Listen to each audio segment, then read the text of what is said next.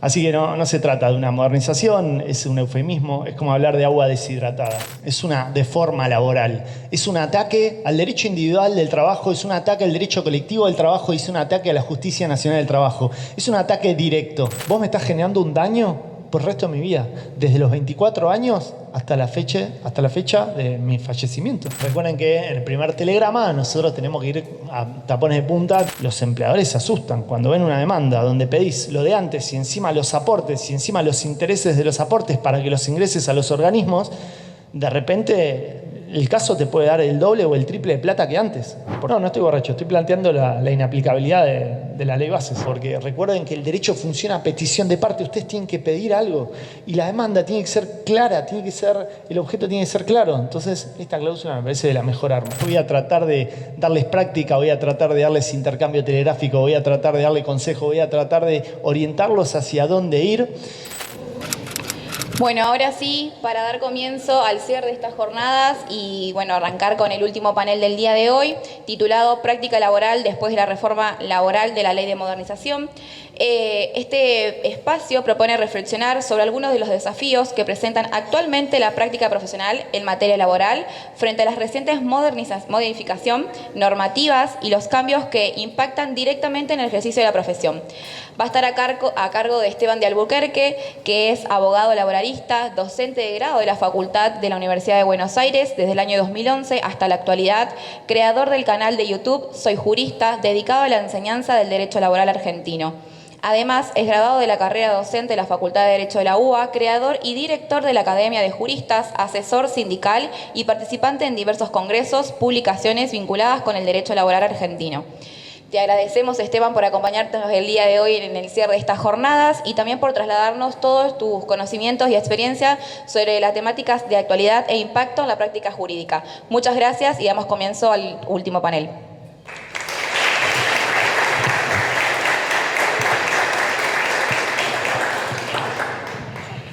Si se puede, sí.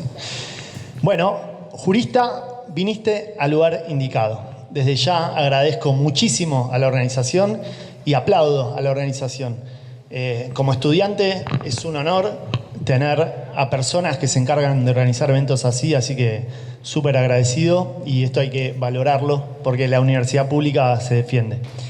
Dicho eso, como verán, el título que puse yo es un poco más provocativo que otros docentes que hablan de Ley de Modernización Laboral, la 27802. Yo hablo directamente de lo que es. Es una deforma laboral. Es un ataque al derecho individual del trabajo, es un ataque al derecho colectivo del trabajo y es un ataque a la justicia nacional del trabajo. Es un ataque directo, o sea, no hay que investigar mucho, simplemente hay que analizar artículo con argumentos jurídicos, ver cómo era antes y cómo es ahora para ver que es un ataque. Pero una vez el doctor Ackerman me dijo, para hacer el mal hay que hacerlo bien. Para hacer el mal hay que hacerlo bien, porque si no se logra el fin deseado. Y yo me estoy dedicando a explorar esa técnica legislativa y lo que traje son herramientas para analizar distinta normativa y traté de ser lo más práctico posible. Pero si ustedes están metiéndose al mundo del derecho laboral por primera vez, es verdad que nunca existieron reformas laborales tan profundas y en tan poco tiempo. En pantalla están viendo la primera, que es el DNU 7023, que es una norma que tiene un montonazo de artículos y que modifica un montón de cosas. Y esa norma fue suspendida por una medida cautelar de la CGT y de la CTA a nivel global, a nivel de toda la Argentina, erga omnes, básicamente porque se dijo que no había necesidad de urgencia, o sea, por un punto de vista procesal. Pero ¿qué saben? Al día de hoy ya pasaron más de 2-3 años y la Corte no se pronunció. O sea que tenemos que seguir planteando la inconstitucionalidad del DNU 7023. Los jueces ya automáticamente, muchos lo declaran inaplicable, inconstitucional, pero sepan que la norma técnicamente sigue ahí. Es verdad que hay muchos aspectos del DNU 7023 que fueron modificados por la ley bases, por el decreto reglamentario y por la ley de modernización, pero técnicamente la norma sigue vigente. Otra cosa importante, la ley bases, que salió en el boletín oficial el 8 del 7 del 2024, empezó a tener vigencia desde el 9 del 7 del 2024 y después tenemos el decreto reglamentario de la ley bases. Además, se modificó el baremo de ley de riesgos Y a los últimos días, los últimos meses, la famosa ley llamada de modernización, que ¿por qué digo que no moderniza nada? Porque no habla de Bitcoin, no habla de nada novedoso y nos retrotrae a situaciones de hace más de cientos de años, por ejemplo con el famoso Banco de Horas. Así que no se trata de una modernización, es un eufemismo, es como hablar de agua deshidratada. Pero bueno, a veces me voy a referir a esta norma con ese nombre, pero sepan que no moderniza nada. Y algo importante que se habló en el panel anterior es que hubo una acción que trató de hacer lo mismo que la anterior y básicamente declarar más de 80 artículos inconstitucionales, incluso por medida cautelar, que al principio surgió efectos erga omnes, se publicó en la Corte Suprema con una acción colectiva, pero de repente empezaron a modificar los efectos de esta cautelar y hoy en día no está vigente desde que se levantó los efectos de la suspensión el 23 de abril del 2027. En cualquier momento puede revivir, técnicamente sí, pero si ustedes me apuestan, yo les digo que no, que va a seguir así porque la Corte tiende a tardar en resolver estas cuestiones por cuestiones más que nada políticas. Entonces lo que nos queda es, en muchos casos, el conflicto individual. No las acciones colectivas por ahora, pero sí el conflicto individual. Y la verdad, es verdad que tenemos un tiempo limitado de aproximadamente 2 horas donde voy a tratar de darles práctica, voy a tratar de darles intercambio telegráfico, voy a tratar de darle consejo, voy a tratar de orientarlos hacia dónde ir, pero podríamos hablar muchísimo. Pero la vida te da problemas y soy Jurista Soluciones. Les traigo 2 herramientas totalmente gratuitas. La primera está en academia.soyjurista.com/LST comentada. Es un visor de la ley. O sea, ustedes ponen la fecha de hoy, la ley de contrato de trabajo, ponen cualquier artículo y ponen quiero ver cómo era antes y después del DNU 7023, por ejemplo, y les va a aparecer en rojo lo que se tachó y en verde lo que se agregó. Para que ustedes puedan comparar cómo era, por ejemplo, el 245 antes, cómo era el artículo 66 antes y después. Y no solo eso, sino que ahí abajo les aparecen videos gratuitos. Por ejemplo, ese es un video donde hablo de derechos y deberes de las partes y del ius variandi. De hecho, si ustedes comentan la palabra, el número 27802 en mi Instagram, soy.jurista, se les va a mandar más de 50 videos de la ley de modernización. Así que no digan que no tienen todo el acceso de su celular, porque es mentira. Es cuestión de empezar a ver los videos. Uno de los más importantes es ese segundo video que dura 8 horas, donde vemos todos los artículos de la parte individual, para que lo tengan en cuenta, y no soy el único docente de la UBA que participa de ese video, pero hay más de 50 videos. Pero ustedes me pidieron algo práctico, así que hablemos de algo práctico. En derecho laboral muchas veces los derechos humanos, los derechos laborales, los derechos sociales se reclaman en dinero, en concepto de indemnizaciones por despidos directos, indirectos. Muchas veces tenemos en cuenta todo lo que tiene que ver con el trabajo no registrado. Tenemos en cuenta casos de maltrato, de discriminación, tenemos en cuenta el tema de aportes, tenemos en cuenta el tema de daños, horas extras, diferencias de convenio, sumas que se llaman no remunerativas pero son remunerativas, adicionales mal liquidados porque me aplican mal el convenio colectivo. Tenemos cuestiones que tenemos que saber por responsabilidad solidaria porque le podemos reclamar más de un sujeto y a veces hablamos de tema de nulidades, de renuncias, de acuerdos. ¿Y qué se cambió y qué no se cambió? Yo creo que muchas de las cosas que son claves del derecho laboral no se cambiaron tanto. Por ejemplo, el despido directo con o sin justa causa. ¿Cómo pelear ese despido directo cuando te inventan una justa causa? Eso no se modificó mucho. Pero lo que sí se modificó, que se habló en el panel anterior, sobre todo con la ley bases, son las derogaciones. Porque antes nosotros teníamos que frente a ciertos incumplimientos había ciertas consecuencias jurídicas.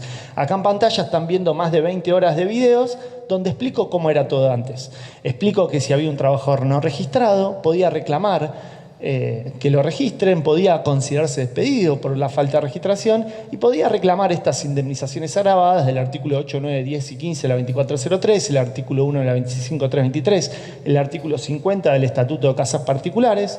Y había otra sanción que en el caso de que no te pagaban la indemnización en tiempo y forma, te tenían que pagar el artículo 2 de la 25323. Si no te daban el certificado del artículo 80, te tenían que dar una indemnización. Si te aportaban, retenían esos aportes, si no los depositaban, te tenían que pagar la del 132, etcétera, etcétera, etcétera.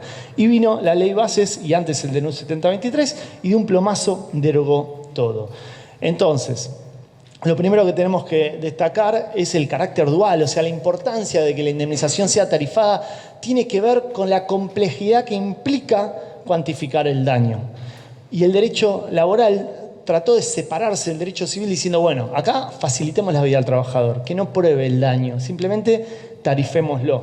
Y esto destruye la norma tarifada. Lo primero que ustedes tienen que saber es que si bien se derogaron estas obligaciones de pagar estas indemnizaciones agravadas, no se derogaron las obligaciones de vos tenés que registrar, vos tenés que pagar en tiempo y forma, vos tenés que entregar el certificado artículo 80, etcétera, etcétera, etcétera. Esto es clave, o sea, sigue siendo un incumplimiento.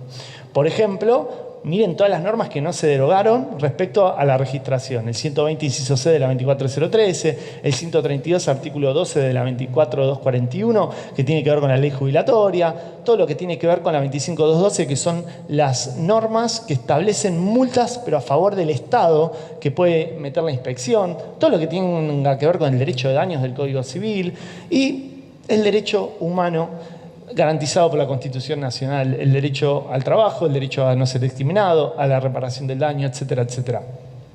Respecto al artículo 2, que habíamos dicho que se derogó esta indemnización agravada, que antes era fácil de calcular, también podemos establecer que no se derogó, que a fin de mes pasan 4 días hábiles para el trabajador mensualizado, en los términos del artículo 128, 137 y 255 bis. Bueno, la mora sigue siendo automática. Y tenemos algunas normas. Por ejemplo, la jurisprudencia, la doctrina civilista habla del daño moratorio, del daño moral judicial. Tenemos la temeridad y malicia que se borró del artículo 275 de la Ley de Contrato de Trabajo, pero existen códigos procesales. Y esto establece agravar estos montos que reclamamos cuando se cometen este tipo de incumplimientos. Y el artículo 80, si bien fue modificado un montón, y también se derogó esta indemnización agravada, sigue existiendo. O sea que vos me lo tenés que entregar. Y si no me lo entregas, puedo pedir que me lo entregues, puedo pedir astreintes, puedo pedir daño. Eso es lo que nos vamos a preguntar. Lo mismo con el 132. Pero se suma un desafío más, porque esto era la ley bases. Después hay 2 cambios muy importantes que ustedes tienen que aprender en los términos del nuevo 245 y del nuevo 278 de la Ley de Contrato de Trabajo.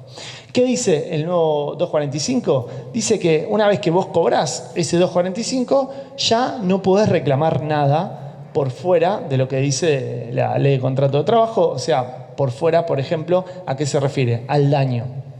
Lo mismo lo dice el 278, que una vez que vos percibís todas estas prestaciones indemnizatorias o salariales, estos regímenes especiales, no podés hacer ningún reclamo de daños y perjuicios. Y yo lo que les traigo es una guía práctica de qué pido yo en mis casos y qué deberían pedir ustedes para revivir ciertas consecuencias de todo esto. En primer lugar, el tema de la inaplicabilidad. O sea, nosotros deberíamos estudiar en profundidad cuándo se aplica una norma. Y para eso deberíamos estudiar en profundidad los efectos del artículo 7 del Código Civil y Comercial de la Nación. Y vamos a ver que tiene 3 párrafos. Y vamos a ver que hay distintas teorías, distintas doctrinas que dicen cuándo se aplica una norma a un caso en concreto. Y deberíamos volver al principio de esta clase donde yo agarré y les dije cómo es el tema de la vigencia de las normas. Porque dependiendo de dónde estamos, dónde inició el contrato de trabajo y dónde se extinguió, vamos a ver qué norma hipotéticamente se aplica. Y yo la verdad les traigo una doctrina súper interesante que no la puedo profundizar ahora por cuestión de tiempos, pero que en el video que están viendo acá la explicamos en 3 horas y 40 minutos, que tiene que ver con un principio fundamental del derecho del trabajo, que es la subsistencia de la condición más beneficiosa. ¿Qué quiere decir esto en castellano? Cuando ustedes celebran un contrato, ese contrato se considera 100% válido si yo te digo, hey, ¿querés trabajar para mí? Vos decís, sí, dale, perfecto. Ese consentimiento en los términos del 46 de la LST crea el contrato. Y lo que nos preguntamos es, che, ¿cómo se integra ese contrato? Bueno, ahí acudimos a las normas del derecho laboral y vemos que ese contrato se llena con la ley, con el convenio colectivo, etcétera, etcétera. Nosotros podemos pactar algo, por ejemplo, podemos pactar la jornada, podemos pactar la remuneración, lo que sea, pero si no decimos, por ejemplo, nada respecto a las vacaciones, ¿Qué va a pasar entonces? Va a venir la ley de contrato de trabajo y va a integrar eso. Y si el convenio colectivo es mejor, va a integrar eso. Entonces, al momento de la celebración, si nosotros repasamos estas normas del Código Civil y básicamente de la ley de contrato de trabajo, vamos a ver que la ley actuó de dos formas. Actuó supletoriamente ante el silencio. Esto quiere decir en castellano que frente al silencio de las partes, la ley ocupó ese lugar en el contrato de trabajo, actuó supletoriamente. Y si el empleador me dijo, jurista, vas a cobrar 40.000 pesos por mes y vas a trabajar tiempo completo, en los términos del artículo 7 y 13 de la LST, eso es nulo, porque se aplica al orden público y esta vez la norma actúa de forma imperativa y reemplaza la norma. Esto es una técnica básica de la ley de contrato de trabajo. ¿Por qué señalé estas dos cosas? Porque yo sostengo, la doctora Ducros y muchos otros, que la ley laboral actúa de forma imperativa y supletoria. ¿Por qué digo esto? Porque la primera parte del artículo 7 dice que las leyes básicamente se aplican de forma inmediata, pero dice que las nuevas leyes supletorias no son aplicables a los contratos en curso de ejecución. Entonces, de acuerdo a toda esta teoría que estoy desarrollando en 5 minutos, que requiere un poco más de desarrollo, lo que puedo sostener es que cuando celebramos ese contrato, nosotros sabíamos que si vos me despedías, yo tenía la protección, por ejemplo, de todas las normas derogadas, porque yo celebré el contrato antes del 9 del 7 del 2024. Entonces, lo que podemos sostener es que esa norma sigue vigente, porque se derogó la ley. Pero lo que nos preguntamos es, ¿por qué me tenés que pagar una indemnización? ¿Porque la dice la ley o la dice el contrato? ¿Cuál es la causa fuente de la obligación? La obligación dice, por ejemplo, me tenés que dar 14 días de vacaciones. Pero no me tenés que dar 14 días de vacaciones porque lo dice la ley. Porque lo dice el contrato. Porque el contrato se integró con la ley al momento de celebración. Entonces tenés que respetar el contrato. Y una ley nueva, que deroga la ley anterior, no puede derogar lo que dice un contrato. Piensen ustedes en un contrato de locación. Si vos hoy firmaste el contrato de locación y mañana lo derogan la ley de alquileres, vos seguís aplicando las reglas de ese contrato que firmaste. ¿Por qué la doctrina, incluso hablaban acá de la doctrina de Santa Fe, dice lo contrario? La razón, para mí, es una cuestión de costumbre, de que nunca pasó una reforma como ahora, básicamente. Entonces nunca fue una discusión tan relevante. Pero esto ya pasó en el pasado. Hay fallos muy importantes, por ejemplo, del doctor Arias Gibert, que hablaba de la misma teoría, pero a los efectos de si un convenio colectivo posterior podría derogar uno anterior. Lo que les quiero que les quede grabado es que una defensa, es decir, la norma no es aplicable sin plantear la inconstitucionalidad. Solo desde el punto de vista del Código Civil del artículo 7. O sea que mi primera defensa es, si el trabajador empezó a trabajar antes del 9 del 7 del 2024, podríamos aplicar todas las indemnizaciones derogadas. ¿Se entiende? Si empezó a trabajar antes del 6 de marzo del 2026, podríamos decir que no se aplica la ley de modernización. Pero obvio que no tenemos que ser tontos ni perezosos y tenemos que saber que nos puede tocar un juez que no piense esto. Entonces hay que hacer un reclamo subsidiario. ¿Cuál sería el reclamo subsidiario? Bueno, hay que ver cuándo se extinguió el vínculo.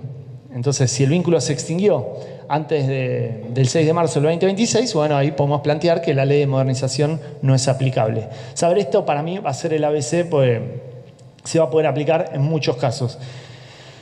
El segundo planteo, que también es muy complejo y depende de cada artículo en particular, es la inconstitucionalidad. El tercer planteo es la reparación del daño de forma integral. Y el cuarto, que me parece importantísimo, es pedir que se ingresen los aportes cuando no se hacen. Desde el punto de vista de una obligación contractual del artículo 79 de la LST y por la acción preventiva de daños de 1710, 1711. Y yo les digo que si quiero que se lleven algo de esta clase, es esto. Porque antes, cuando te venía a ver un trabajador y vos hacías la indemnización, que hacías 245, preaviso, integración, y sumabas las indemnizaciones agravadas de la 24013, del 2 de la 25323, del 80, te da un número global. Pero ahora, los abogados y las abogadas de toda la Argentina se dieron cuenta que como no podemos pedir esto, tenemos que pedir la inaplicabilidad, la inconstitucionalidad, pero además se dieron cuenta que esto causa un daño. Entonces todos estamos pidiendo además los aportes. Entonces, pedimos lo de antes, alegando la inaplicabilidad, la inconstitucionalidad y subsidiariamente el daño, que lo tarifamos como lo de antes, pero a la vez pedimos que ingresen los aportes. ¿Y qué pasa en la práctica cuando haces eso? En mi caso personal, desde que se sancionó la ley Bases, los empleadores se asustan cuando ven una demanda donde pedís lo de antes y encima los aportes y encima los intereses de los aportes para que los ingreses a los organismos. De repente el caso te puede dar el doble o el triple de plata que antes. Porque antes la 2403 era un cuarto de las remuneraciones no registradas y ahora los aportes ya es el doble de eso. Porque si vos pagás un trabajador de forma registrada, más o menos la mitad se van a aportes. Entonces, si haces estos planteos y los haces bien, el empleador tiende a decir, uy, cuidado, este abogado vino con todo, y tiende a tratar de hacer acuerdos. Por eso cuando lo entrevisté al doctor Ackerman, él dijo que los únicos que se beneficiaban de todo este caos éramos nosotros, los abogados. Porque básicamente esta tormenta, cuando hay un río revuelto, hay ganancia de pescadores. Cuando ni el buen empleador sabe qué hacer, porque tiene un montón de consecuencias, es difícil para la seguridad jurídica de todos. O sea, es malo para el trabajador porque le sacan derechos, pero es malo también para el empleador que le sacan previsibilidad. Entonces, esta norma para mí es mala por donde lo miren, pero recuerden estos 4 argumentos, porque ahora vamos a ir a la parte práctica y esto es importante. Ya si tienen preguntas me pueden ir haciendo. Ahora, ustedes me preguntan, jurista, dame consejos ahí clave para saber si una norma es constitucional o no. O sea, hablemos un poco de derecho constitucional bien por arriba, pero práctico. Y yo les diría, magia, la primavera del 2004. O sea, si ustedes estudian un poco la jurisprudencia de la Corte del 2004, fallo Aquino, Bisotti, tipo te vuela a la cabeza. O sea, hay muchos argumentos y esos argumentos destacan que hay ciertos derechos y garantías constitucionales. Por ejemplo, la dignidad de la persona que trabaja, el proyecto de vida, el principio pro homine, o sea, pro persona, el derecho al trabajo digno, decente y por lo tanto registrado, el principio protectorio, la progresividad y la prohibición de regresividad, la protección frente al despido arbitrario, derecho a una reparación integral, la igualdad y prohibición de discriminación, la libertad sindical en todos sus ámbitos, la irrenunciabilidad y la indemnidad, las responsabilidades parentales y de cuidado, la protección del crédito y el derecho a la propiedad, la defensa en juicio, debido proceso y acceso a la justicia. Está lleno de normas constitucionales y con jerarquía constitucional que establecen que estos son derechos y garantías constitucionales. Nuestro trabajo es explorar si esta nueva norma está afectando estos derechos y garantías constitucionales. Y una de las más importantes es entender que, me voy a saltear un par y ahora vuelvo, que el trabajador no deja en el perchero del trabajo sus derechos humanos. Es entender que no hablamos de trabajadores y trabajadoras, hablamos de personas humanas que trabajan y que de adentro suya viene la dignidad y esta dignidad le garantiza ciertos derechos humanos fundamentales. Y si estudiamos un poco, por ejemplo, el famoso fallo Aquino, se los voy a contar para los que nunca lo escucharon hablar para que lo entiendan fácil. En una época, la ley de riesgos en el artículo 39 decía que si se caía un avión y en ese avión moría el piloto, moría un pasajero, ese pasajero podía hacer un juicio civil y reclamar, no sé, 10 millones de pesos y el trabajador reclamaba 1. Estoy exagerando, estoy cambiando los montos, pero era así. O sea, el trabajador, por ser trabajador, solo podía reclamar lo que decía la ley de riesgos, que era mucho menos plata que cualquier ciudadano vía Código Civil. La ley de riesgos decía eso. Y en el fallo Aquino se establece que eso es inconstitucional. ¿Por qué se establece que eso es inconstitucional? Porque el fallo Aquino dice que la violación del deber de no dañar a otro genera la obligación de reparar ese menoscabo. Y entiende que el trabajador es un sujeto de preferente tutela constitucional. Y entiende que la Constitución Nacional reconoce derechos para que estos derechos sean efectivos, que no sean ilusorios. Si la ley le saca todo el sentido a este derecho o a esta garantía constitucional, si lo vuelve en ilusorio, en hueco, en que no sirve para nada, la ley va a ser inconstitucional. Porque los derechos constitucionales, su contenido, vienen de la propia Constitución y no de lo que dice el legislador. Y esto, entenderlo, me parece clave. Porque hablemos un poco del principio de razonabilidad, del artículo 28 de la Constitución Nacional. Si yo les digo, en esta ciudad de Santa Fe tenemos que evitar que haya accidentes de tránsito. Tengo una idea buenísima. ¿Saben lo que vamos a hacer? Vamos a sacar todos los semáforos. Vamos a dejar que el máximo de velocidad no exista. No, vamos a sacar todas las multas del tránsito. Vamos a sacar el seguro obligatorio. Vamos a sacar todas las normas que digan que una persona que es chocada puede reclamar una reparación. ¿Eso va a hacer que haya menos accidentes? El ser humano es un poco hijo del rigor. El derecho funciona diciendo que si vos haces esto, vas a tener esta consecuencia. Si haces esto, vas preso. Si haces esto, tenés que reparar. El hecho de que exista la 24013 era para que el empleador diga, oye, che, registrémoslo porque si no me van a hacer un juicio, me van a matar. Esa indemnización agravada, de alguna manera, disuadía, trataba de disuadir y de repente la eliminan. ¿Es razonable esto? ¿Qué empezaron a hacer todos? Empezaron a reclamar daños. La jurisprudencia empezó a dar daño, como vamos a ver en unos minutos. ¿Y ahora qué hace el legislador? Prohíbe reclamar ese daño. ¿Es razonable que en una sociedad, en un Estado de Derecho, no haya consecuencia? ¿Que cobre lo mismo el trabajador que estuvo 10 años registrado que el trabajador que estuvo 10 años no registrado? ¿Es razonable? ¿Este derecho se está convirtiendo en hueco o en ilusorio? Esa es la forma de pensar. Y además podemos argumentar desde el punto de vista del principio de progresividad, que es un principio que tiene jerarquía constitucional. Quiero que sepan que la mitad de la jurisprudencia, de la doctrina, dice que esto es una aspiración, que es solo para el Estado, y otros que sostenemos que no, esto es una obligación para todo el Estado, no solo para el Poder Legislativo, también para el Poder Ejecutivo, también para el Poder Judicial, también para los jueces, que dice que no se puede ir para atrás. Entonces también podemos analizar, ¿esta norma está yendo para atrás? ¿En qué concepto? Pero yo también, si me destaco por algo, es por la creatividad. Porque hay algo que quiero que entiendan, es que no vivimos en un lugar ideal, no vivimos en una justicia que no tiene matices políticos. La gente que establece estas normas son personas. La gente que juzga son personas. Los jueces que deciden son personas. Y las personas tienen presiones. Entonces, pedirle a un juez que declare la inconstitucionalidad de algo es que ese juez se exponga al público. El juez Ojeda, que frenó la ley de modernización a través de su medida cautelar, fue atacado fuertísimo por los medios. Fuertísimo. Amenazas de todo estilo.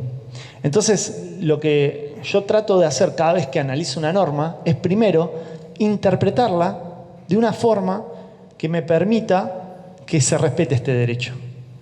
Y recién, en segundo lugar, cuando no lo puedo hacer, subsidiariamente pedir su inconstitucionalidad.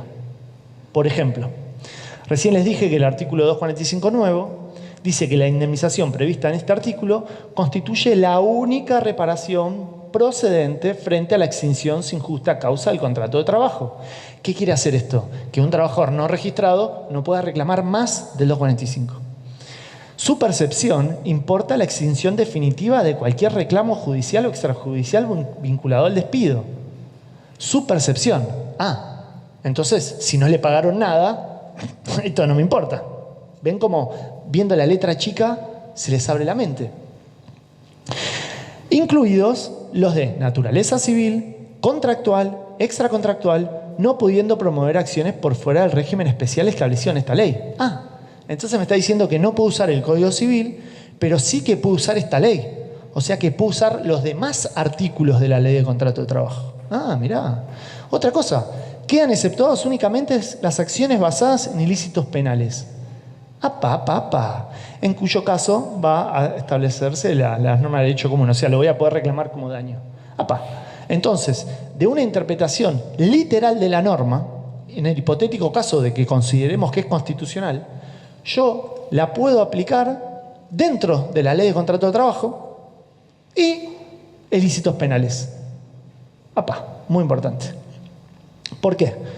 Porque si ustedes estudian en profundidad el ordenamiento, hay muchas normas ocultas, Muchas normas que no derogaron porque, bueno, el derecho es complejo, por algo estamos abogados y todavía no nos reemplazó la IA, básicamente. El artículo 132 de la 24241 establece un delito que yo creo que en la vida escuché a alguien que fue preso por esto, no creo, porque dice que será reprimido con prisión de 15 días a un año el empleador que, estando obligado por las disposiciones de esta ley, no diera cumplimiento a las obligaciones establecidas en los incisos A, B, E y I del artículo 12 de la 24241. ¿Cuál es el artículo 12? Es el que dice que, en los términos del régimen de seguridad social, de las jubilaciones, el empleador tiene que registrar al trabajador, tiene que pagarle los aportes, tiene que explicar a la autoridad de aplicación todo lo relativo a esto, básicamente.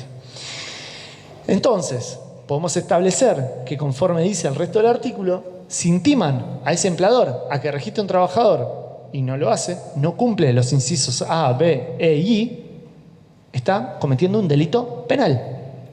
Ahora, hay muchos delitos penales. En la Argentina, los únicos empleadores que van presos por retención de aportes son los que tienen que ver con otras normas, como la 27430 y distintas normas que ven en pantalla, que tienen que ver con evasores de millones y millones y millones. Incluso al principio del 2026, este gobierno subió los pisos. Entonces, la verdad, en efectos prácticos, yo creo que los únicos que pueden ir presos por este tipo de cosas son los empleadores de Pedido Ya o de Rappi o de empresas parecidas, si se demuestra que lo que tienen son trabajadores no registrados, básicamente.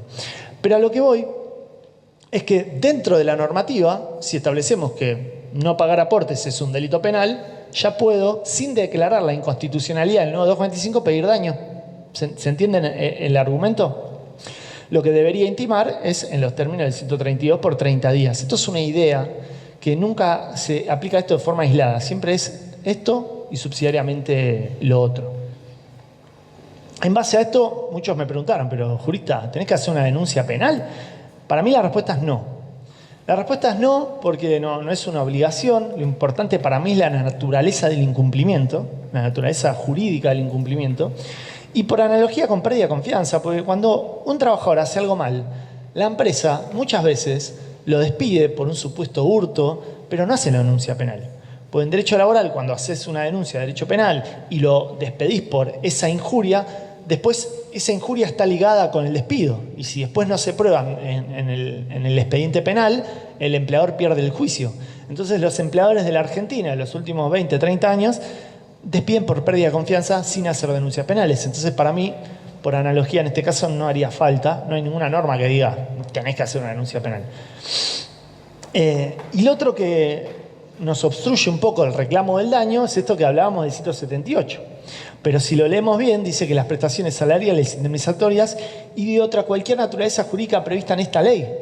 ¡Apa! O sea, todo lo que está previsto en esta ley sí se puede. ¿Se entiende? A ver, ¿qué está más previsto en esta ley? ¡Apa! Artículo 75. Deber de seguridad. Esta es la obligación madre de cualquier contrato. Ustedes lo conocen. O sea, el empleador tiene que garantizarle la seguridad del trabajador. Y dice, adoptar las medidas que según el tipo de trabajo, la experiencia y la técnica sean necesarias para tutelar la integridad psicofísica y la dignidad de los trabajadores. Si me tienen totalmente no registrado y sufro todo el daño que vamos a ver a continuación, que se habló un poco en esta jornada, no tengo obra social, no tengo RT, etcétera, etcétera, etcétera, 1 millón de daños. ¿Me están garantizando la dignidad? De acuerdo a la IT, no. Entonces capaz el juez me puede dar daño en los términos del 75. Que esto es lo que pasa. Yo tuve un caso muy famoso de un call center donde al trabajador lo maltrataban, le hacían pelota. Tenía 5 minutos para ir al baño, le gritaban todo el tiempo, tenían una persona cada 5 personas para gritarles, para que trabajen, se les medía minuto a minuto que estaban en el baño, minuto a minuto que estaban en una call, minuto a minuto que no estaban en una call, minuto a minuto que tenían una reunión. Era un lugar con mucho maltrato y lo que se estaba vulnerando era el deber de seguridad, porque las condiciones la estaban vulnerando. ¿Y el juez qué hacía antes de la ley bases, antes de la ley de modernización? Te daba daño en los términos del 75, la acción autónoma del 75. Así que esto sigue siendo una herramienta que no derogaron y podemos usar. Esto es muy importante. Lo mismo en los términos del 76. Capaz ustedes recordarán cuando estudiaron derechos y deberes de las partes, que hay un artículo que dice que el empleador tiene que reintegrar al trabajador los gastos. Esto no tiene nada que ver. Pero dice, y resarcirlo de los daños sufridos en sus bienes por el hecho y en ocasión del mismo. El ejemplo típico que damos nosotros en la facultad es, bueno, si estás trabajando y de repente se te rompe el celular, el empleador viene y lo tira al piso y lo rompe con dolo, obvio que te lo tiene que reparar. Pero si yo estoy trabajando, hipotéticamente se rompe una herramienta mía de trabajo, también el empleador es responsable. La pregunta es, en este caso, ¿puedo reclamar daño? Y yo me puse a preguntar, vamos a ver, acá dice daños sufridos en los bienes, pero bienes no es solo... ¿Qué es bienes para la ley? Pues nosotros somos abogados, nosotros hablamos con propiedad, no decimos bienes solamente a este mate y a un celular. El dinero es un bien, es un bien. Lean el artículo 15 del Código Civil. Entonces, si establecemos que el dinero es un bien, si establecemos que hay daño cuando se lesiona un derecho, entonces, si establecemos que si no estoy registrado y me tengo que pagar mi propia obra social, estoy sufriendo un daño. Entonces, podemos concluir que, hipotéticamente hablando, yo podría pedir daño en los términos del 76. Porque si tuve que pagarme la obra social durante 2 años, porque estuve totalmente no registrado, capaz puedo reclamar el daño en los términos del 76.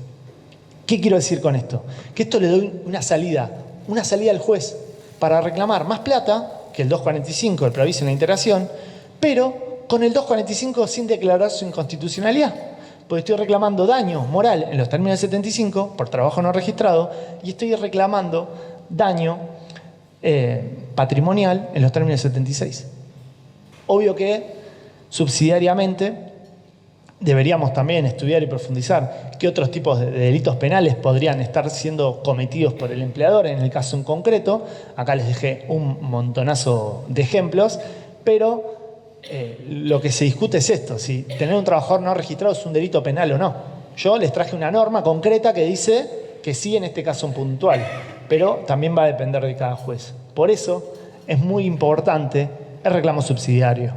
Subsidiariamente le pido al juez, bueno, en el hipotético caso que vos consideres que de la interpretación del artículo 245 nuevo, del 276 nuevo, vos pensás que no podés reclamar más daño, ahí sí te pido la inconstitucionalidad. Entonces, para mí el reclamo es doble, ¿se entiende? Eso es lo que tienen que aprender. Pero ese no es el único problema, porque el problema que tenemos ahora es que antes nosotros básicamente tarifábamos ese daño y ahora no. Entonces, ¿de qué me disfrazo? ¿Cómo lo cuantifico? ¿Cómo lo pruebo? Porque en el derecho civil es distinto. Vos tenés que alegar el daño, vos tenés que cuantificarlo, vos tenés que probarlo, tenés que acreditar el nexo causal, o sea, son otras reglas de juego.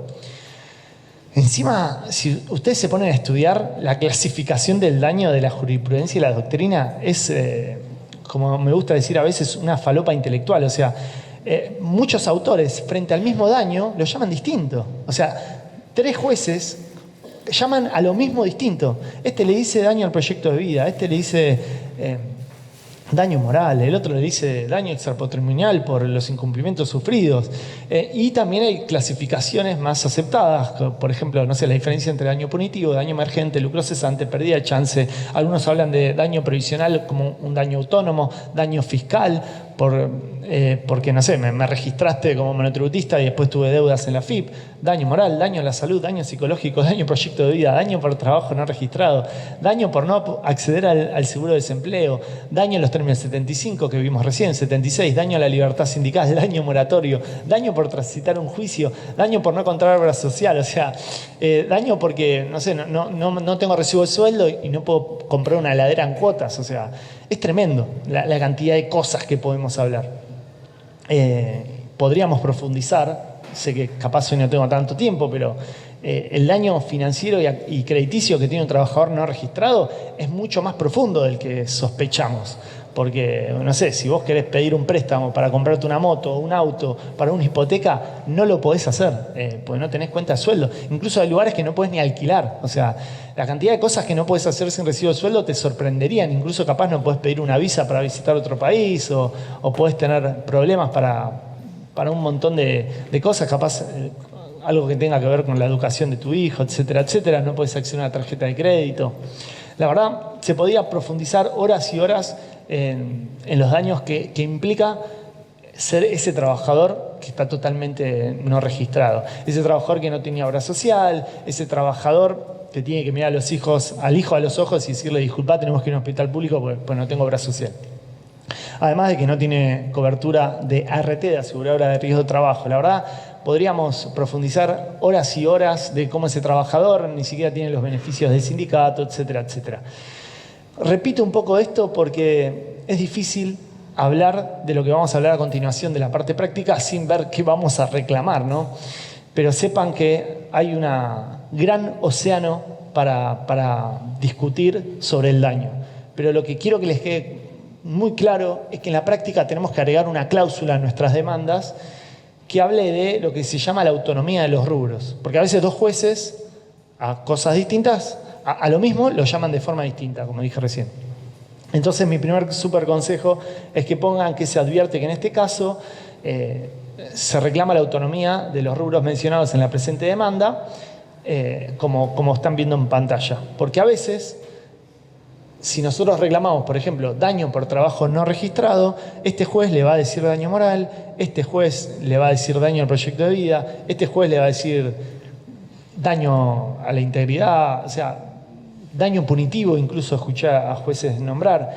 Y nosotros no nos podemos arriesgar a que nos dejen algo afuera, porque recuerden que el derecho funciona a petición de parte. Ustedes tienen que pedir algo y la demanda tiene que ser clara, el objeto tiene que ser claro. Entonces, esta cláusula me parece de la mejor arma.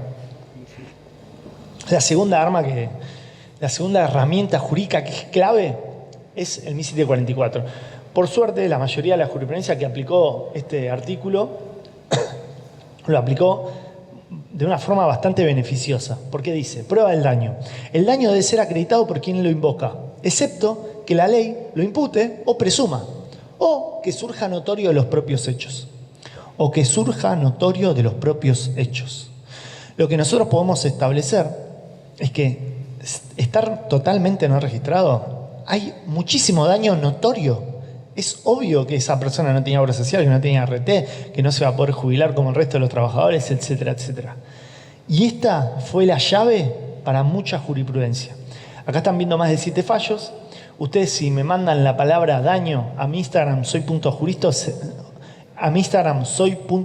se les manda un link con un drive que tiene más de 7 fallos del tema, que tiene la filmina de hoy, que tiene modelo de telegrama, tiene de todo. Repito, me mandan a mi Instagram, soy.jurista, la palabra daño, y les aparece todos estos fallos. Que estos fallos lo que estuvieron haciendo básicamente es eso, cuantificar el daño y decir que el daño es notorio. ¿Todo? No. Todo el daño no es notorio. Pero mucho daño sí. Próximo tip que me parece fundamental para entender es lo que dijo la Corte en el fallo Ontiveros. Porque vos me decís, jurista, ¿cómo cuantifico el daño? Tengo que sentarme, tengo que hacer la liquidación, tengo que hacer la demanda, ¿dónde me meto? Bueno, como mínimo, yo reclamo lo de antes. O sea, lo que derogaron, el artículo 8, 9, 10, 15, 1 y 2 de la 25.323, el 80, como mínimo, tengo que saber cómo se calculaba eso antes y reclamarlo. En concepto de que yo, más que nada, concepto de daño extrapatrimonial, daño moral, sería mi argumento número 1, pero, como dije recién, lo cuantifico de otras formas y le digo al juez que si le quiere cambiar el nombre, que le cambie, con la cláusula que les expliqué recién. ¿Por qué? Porque el fallo Ontiveros, que era un fallo de reparación sobre ley de riesgo del trabajo, reclamo integral versus sistémico, dijo que una reparación integral basada en el Código Civil nunca puede ser menor a una reparación especial tarifada. O sea, si yo te reclamo daño por trabajo no registrado y antes el daño no registrado era, por ejemplo, artículo 8 y 15 de la 24.013, bueno, como mínimo te voy a reclamar la misma plata. O sea, partamos de esa base. Partamos que si la indemnización tarifada daba esa plata, ahora no me puedes dar de menos. Ese debería ser uno de los argumentos más importantes para nuestras demandas. Sepan que yo en la academia tengo una calculadora laboral inteligente que te hace la liquidación en minutos, donde pueden calcular todas las indemnizaciones de antes, pero en los videos que puse al principio de la filmina también hay más de 20 horas de clase para que ustedes aprendan a calcularlo a mano. Lo bueno de esto es que también te lo descarga en Excel y en formato Word para que vos sepas bien cómo se hicieron las cuentas. Pero este argumento jurídico me parece muy importante. Cuantificarlo como mínimo, como era antes. Entonces es importante estudiar cómo era antes, me parece. También la jurisprudencia estableció algunos otros métodos. Más o menos están dando montos muy parecidos. A veces un poquito más de lo que era antes, a veces un poquito menos. Va a depender mucho de juez a juez. Pero un argumento muy importante que habló el doctor Ackerman es que para él, que haya un trabajador totalmente no registrado es un trabajador discriminado. Es un trabajador discriminado porque se lo está impidiendo de ejercer un montón de derechos constitucionales por su estado de no estar discriminado. Esto está debatido. Hay algunos que dicen, jurista, eso no es discriminación. Eso es un incumplimiento, pero no es discriminación. Y otros que dicen, no, sí, es discriminación. ¿Por qué esto sería importante? Porque en Álvarez con Cencosud lo que estableció la minoría es que frente a un trabajador discriminado, como mínimo puede reclamar 1 año de sueldos, 13 salarios. Entonces hay jueces, por ejemplo de Juárez, que para hacer los cálculos usó esta herramienta y por un lado sumó todos los aportes omitidos y por el otro lado 13 sueldos por despido discriminatorio, básicamente. Entonces hizo un monto de los aportes omitidos más los 13 sueldos y le dio más o menos 15 de 16 sueldos. ¿Por qué los aportes omitidos? Por el famoso enriquecimiento sin causa. O sea, antes de la ley Bases había algo que sigue existiendo que se llama seguro de la estrella. El seguro de la estrella, para el que no sabe, es un adicional que uno tiene que pagar como empleador para tener a trabajadores en el convenio colectivo de comercio. Es como una jubilación extra. No es una jubilación extra, pero para que me entiendan. Entonces, ¿cómo funciona? El empleador aporta entre el 1,5, 2, 3% todos los meses. De repente el trabajador deja de trabajar y le pagan esa plata extra. Como si fuese una jubilación extra. No es una jubilación porque es algo privado, pero es parecido. ¿Qué pasa si a vos no te pagaban esto en el pasado? ¿Qué decía la jurisprudencia? Bueno, podés reclamar daños y perjuicios, igual a lo que no te pagaron. Entonces, en algunos casos, podemos plantear esto. Pagame todos los aportes omitidos. Y esto va a ser distinto a lo que veamos después, que es el ingreso de los aportes, porque esto es daño. Y después te voy a pedir que los ingreses. Te voy a pedir las dos cosas. Después, desde el punto de vista del daño previsional, acá les va a volar la mente. Yo hice un curso de como 6 horas con la doctora Nadia García de Derecho Previsional porque me tuve que volver a un experto en otra rama del derecho porque es impresionante la cantidad de cosas que existen. Ustedes saben que hay asignaciones contributivas en la Argentina. O sea, si el trabajador está registrado, por ejemplo, y tiene un hijo con discapacidad, le tienen que pagar, dependiendo del caso, 460.000 pesos extra por mes. Por tener un hijo discapacitado. Imagínate si el trabajador ese no está registrado. ¿Le pagan eso? Y no, porque no está registrado. Es una asignación contributiva. Necesitas que ser un trabajador que esté en el sistema de seguridad social. El monotributista no está. Y esto, puse el ejemplo, dijo con discapacidad, pues es un monto elevado, pero está lleno. Si ustedes ponen en Google resolución ANSES, asignaciones contributivas, van a ver la cantidad de cosas que hay. Y eso se puede reclamar, es daño. Y también al trabajador que estuvo no registrado y de repente se queda sin trabajo, no puede acceder a la prestación de desempleo, que primero que nada incluye asignaciones contributivas. O sea, si tengo un hijo discapacitado, le sumo esos 460.000 pesos dependiendo del caso. Pero además me incluye los aportes para mi futura jubilación, la prestación por desempleo. Y además la obra social. Y además, si yo puedo acreditar que con esa plata quiero poner un proyecto, quiero poner un kiosco, quiero poner algo, puedo pedir toda la plata junta. Y a plata de hoy, de mayo del 2026, son 8.700.000 pesos. ¿Por qué? Porque no me pagaste los aportes. Obvio que la prestación varía dependiendo de la antigüedad que tengo. Lo máximo es 36 meses de antigüedad. Ahí ven en pantalla. Pero es otro daño. Y la ley de modernización que dice, no, jurista, no lo vas a poder reclamar. ¿Por qué no? Eso es lo que nos preguntamos. ¿Es constitucional? Les va a volar la mente. Si le llega a tocar un caso de estos, el empleador está al horno mal, para mí. Porque imagínate que ese trabajador que está totalmente no registrado tiene un accidente y queda con una incapacidad absoluta. Queda quedar paralítico por el resto de su vida. Si estuviese registrado y si fuese aportante regular con derecho o aportante irregular con derecho, tiene derecho a un retiro para invalidez, que primero es transitorio y después es vitalicio. Pero adivinen qué, el trabajador que no está registrado no tiene aportes y no puede pedir el retiro por invalidez. Y este retiro por invalidez, para que ustedes sepan, es como una jubilación, es parecida, es un poco más de plata, de por vida, ¿eh? Y encima lo pueden heredar en forma de pensión, mis derechohabientes. Entonces, si yo tengo 20 años y estuve 2 años trabajando no registrada para vos, capaz el ejemplo no fue exacto por la cantidad de meses, vamos a poner que tengo 24. Si yo tengo 24 años y estuve los últimos 4 años de forma no registrada, no puedo pedir el retiro por invalidez. Vos me estás generando un daño por el resto de mi vida, desde los 24 años hasta la fecha de mi fallecimiento, incluso a mis herederos. Antes era una indemnización tarifada y ahora, ¿cómo cuantificamos esto? Estamos hablando de plata por el resto de mi vida. ¿Se entiende el problema que tenemos? Yo una vez hablé con un civilista, el doctor Hayton, le hice esta pregunta y me dijo, mirá, lo que se suele hacer es, se busca un monto de dinero que si lo ponemos en este tipo de forma de inversión, en un plazo fijo, en lo que sea, me da una rentabilidad de X años a tanta plata por mes. Entonces, si me corresponde, no sé, una jubilación de, no sé, 1 millón de pesos mensuales de acá hasta mi expectativa de vida, que son 80 años, debería ser una plata que si la ponemos acá y la invertimos de esta forma, me da 1 millón de pesos actualizados hasta mis 80 años. Eso es mucho más que la tarifa. Imagínense si les toca un caso de estos y el juez tiene que resolver el daño. Si usa las reglas del Código Civil, da 10 veces más que la tarifa.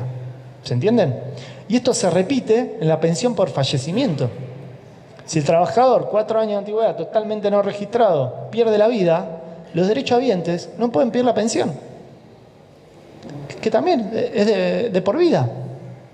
Acá hay daño súper claro. No es lo mismo. No es lo mismo.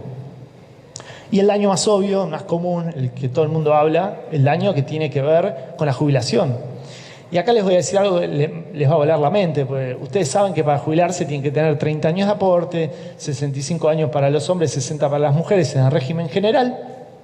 Pero también hay daño, no solo si básicamente vos no me dejás jubilarme, o sea, por tu culpa no llegué a los 30 años de aporte. Imagínense que yo me jubilo con 31 años de aporte, o con 32 años de aporte, o con 35 años de aporte. ¿Saben qué? Me jubilo con más plata. O sea que siempre va a haber daño. Si yo trabajé solo 1 año de manera no registrada, tengo 1 año menos de aporte, eso hace la diferencia que en el futuro tenga 30 o 31 y mi haber jubilatorio va a ser más bajo. Así que también hay daño ahí. Daño previsional va a haber siempre. Y la única forma de frenar esto es pidiendo que ingresen los aportes. La única forma es esa, es cuantificarlo, decir, che, me debes tanto de aporte e ingresar al Sistema Único de Seguridad Social. Y acá hay un par de fallos súper importantes, fallo real, con ANSES, que es de la Corte, fallo Grisolía, que es de primera instancia, de la doctora Nadia García, donde le dieron esto antes de la ley bases. Le dijeron, tenés razón, vamos a ingresar los aportes. Porque, ¿qué pasa? Si vos solo tenés una sentencia y no te ingresan los aportes, después cuando te querés jubilar, no te reconocen nada. Lo importante es que los ingresen. Entonces, una de las cosas que tenemos que pedir en nuestras demandas, que me parece fundamental, es la obligación contractual del 79 de pagame los aportes y que los ingreses. Y acá, como abogados, el problema que tenemos es en los acuerdos. Porque si vos haces un acuerdo de un trabajador con 10 años de antigüedad trabajando totalmente no registrado, ese acuerdo sin reconocer hecho ni derecho. Así que ese trabajador va a estar con un daño previsional. Entonces yo lo que les recomiendo es, si el trabajador por un tema de necesidad les dice, no, a mí no me importa, yo quiero hacer un acuerdo, bueno, hacerles firmar un consentimiento informado o algo, porque es lo malo de los acuerdos. O sea, si hay un daño previsional, es un tema. A veces igual es algo que les aconsejo, porque a veces una sentencia, si después la empresa está insolvente, no sirve para nada tampoco. Y si el trabajador tiene hambre y necesita cobrar ahora, también tenemos que escucharlo.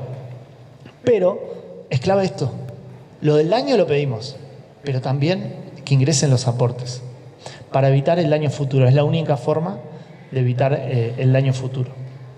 El próximo tema práctico que quiero destacar es el tema del adicional del 2 de la 25.323 que fue derogado.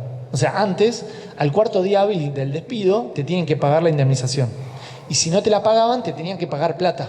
Bastante plata, el 50% de las indemnizaciones, el 2.45, pero hizo integración. Dependiendo de la jurisdicción, le adicionamos vacaciones. O sea, es muy buena plata, digamos. Y ahora desaparece. Se deroga. ¿Qué hacemos? ¿Podemos reclamar algo? Una hipotética cosa era, bueno, pedimos la inconstitucionalidad porque me están dejando sin la reparación de este derecho. Y si no me daban la inconstitucionalidad, yo lo que estaba planteando es la temeridad y malicia del 275 de la LST que se aplicaba en todo el país. La conducta temeraria y maliciosa del empleador es el que a propósito te dilata todo, no te quiere pagar, te estira el juicio. Pero adivinen qué, también fue derogada por la 27.802. Así que, ¿qué hacemos?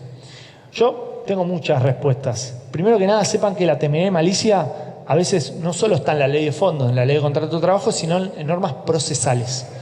Fíjense, en su norma procesal, escriban temeridad, escriban malicia. Fíjense, muchas veces hay normas parecidas. Por ejemplo, en el Código Procesal Civil Comercial de la Nación está el artículo 45 que es parecido. Pero además tenemos una nueva norma, que es la del artículo 276 de la LST. Y acá voy a hacer un gran paréntesis, pero esto me parece muy fundamental. Ustedes saben que yo empecé diciendo que en principio se rige la norma del momento de celebración, lo que yo alego, digamos. Y esto nos daba una protección importante. Pero hay una norma nueva, que es la del 276, que esta norma se aplica en todo el país. Dice: los créditos provenientes de las relaciones individuales del trabajo serán actualizados por la variación que resulte del índice de precio del consumidor, IPC a nivel general, elaborado por el Instituto Nacional de Estadística y Censo, con más una tasa de interés del 3% anual desde que cada suma sea debida y hasta el momento del efectivo pago. Esta norma lo que trata de hacer es establecer una forma de cómo se van a actualizar los créditos. Y dice créditos en general, puede ser una indemnización, un salario, lo que sea. Y establece una forma de actualización. Pero mi planteo principal es, esto actualiza. Pero además, en derecho, nosotros tenemos algo que se llama mora y tenemos algo que se llama intereses y se llama interés compensatorio e interés moratorio. Este video, 2 horas y pico, lo explico un poco más. Entonces, lo que yo sostengo es que este artículo solo sirve para actualizar. Pero además, como hay mora, y la mora es automática, además yo tengo el derecho a pedir interés moratorio, que lo estoy evaluando en el 6%, como hizo mucha jurisprudencia en el pasado. Entonces yo reclamo IPC más 3 y además un 6%. ¿Por qué? Porque el Código Civil dice que si hay mora hay que pagar intereses compensatorios y moratorios y este artículo no me alcanza. Entonces lo que yo les aconsejo es, además de la actualización, reclamar intereses compensatorios. Y además, si leen el 770, habla de la capitalización de los intereses desde la fecha de traslado de demanda. O sea que ese 3% y ese 6%, además, yo lo voy a capitalizar. Eso significa que al momento del traslado de demanda se calcula el capital más los intereses y este nuevo capital nace para calcular el resto de los intereses. Ese es el primer planteo que estoy haciendo. Y subsidiariamente, en el hipotético caso que el juez entienda que esta norma me limita el daño y que esta norma dice que solo puedo reclamar esto y más nada, ahí sí pido que es inconstitucional. Porque es absurdo que solo podamos reclamar IPC más 3. ¿Por qué? Porque el trabajador es un sujeto de preferente tutela constitucional y como mínimo merece la misma protección que cualquier otro sujeto del Estado de Derecho. Por ejemplo, un banco. ¿Cómo puede ser que un banco te cobre intereses de 348.000% por día por hora y Mercado Pago te saque la billetera naranja y te baje la billetera? Banco Macro te destruye y el trabajador un IPC más 3. O sea, ¿qué le estás diciendo al empleador? Y bueno, estirar el juicio, invertí en bonos del tesoro y después vení, financiate con el juicio. No, el trabajador es un sujeto preferente de tutela constitucional. Entonces, como mínimo, merece la misma protección que otros sujetos del derecho que tienen menos jerarquía constitucional. Entonces, mi planteo respecto a la derogación del 2 de la 25.323 es: pidamos el 276, IPC más 3, pero además pidamos interés compensatorio y además capitalización y subsidiariamente la inconstitucionalidad. Y en la academia tengo un montón de modelos donde hay 15 páginas desarrollando esto para que lo profundicen, y este video también lo pueden ver, que estoy con la doctora Fabier, donde hablamos del tema.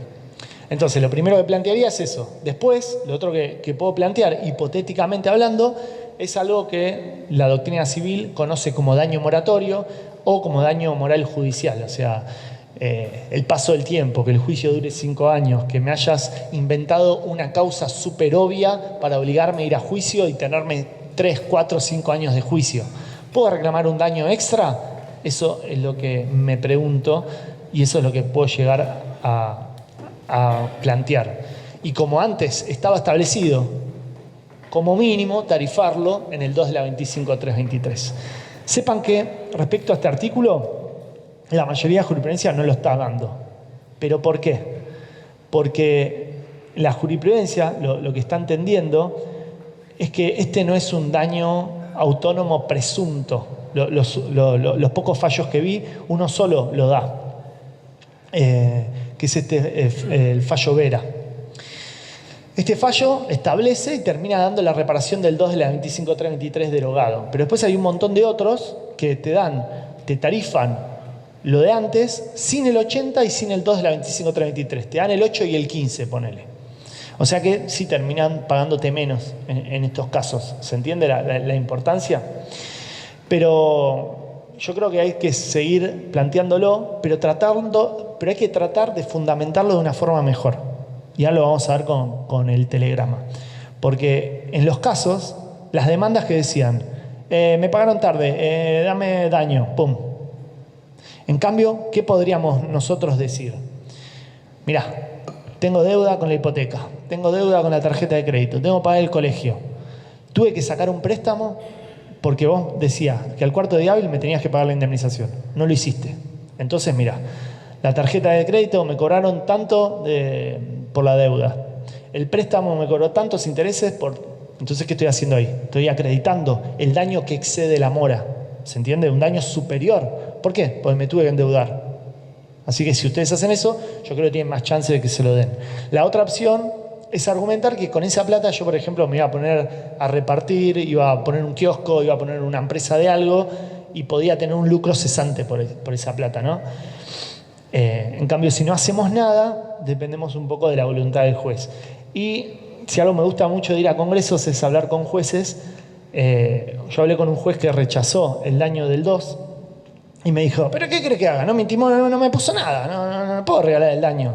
Una cosa es el daño notorio, el trabajo no registrado, y otra cosa es acá, porque en teoría ese daño, de alguna manera, el paso del tiempo se compensa con la forma de actualizar o de indexar la deuda, digamos. Entonces tenés que acreditar algo extra, algo muy importante, tipo con esa plata iba a pagar la operación de mi hijo, no le pude pagar el remedio, me echaron de mi casa, me sacaron la tenencia de los hijos, no sé, algo que exceda el simple paso del tiempo, ¿se entiende? Y la otra que es complicada de reclamar, que antes te daban siempre 3 salarios, 3 mejores remuneraciones mensuales normales y habituales en los términos del 80, y ahora se recomplica reclamar esto por muchos motivos. Primero que nada, bueno, se derogaron un montón de artículos sin número entre el 89 y el 90 de la Ley de Contrato de Trabajo, que decía cómo tenía que ser ese certificado, pero eso no importa. Lo que me importa es que cambió todo. O sea, antes, de acuerdo al decreto reglamentario, se extinguía el vínculo, vos tenías que esperar 30 días, intimarme por 2. Y si no me lo entregabas, ahí había que pagar esa indemnización agravada. Ahora se cambió.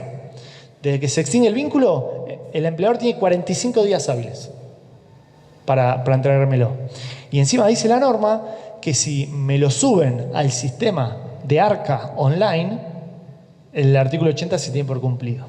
Si me lo suben online, ni me lo tienen que entregar. Con subirlo, si quieren me lo pueden entregar de forma física, pero con subirlo ya no me lo tienen que pagar. Entonces estamos medios complicados. Pero en un caso de trabajador totalmente no registrado, que no me lo entreguen también me genera daño. Primero que nada, esta norma especialmente dice que este certificado del trabajo son todos los históricos de remuneraciones, todos los históricos de aportes y también todas las capacitaciones realizadas.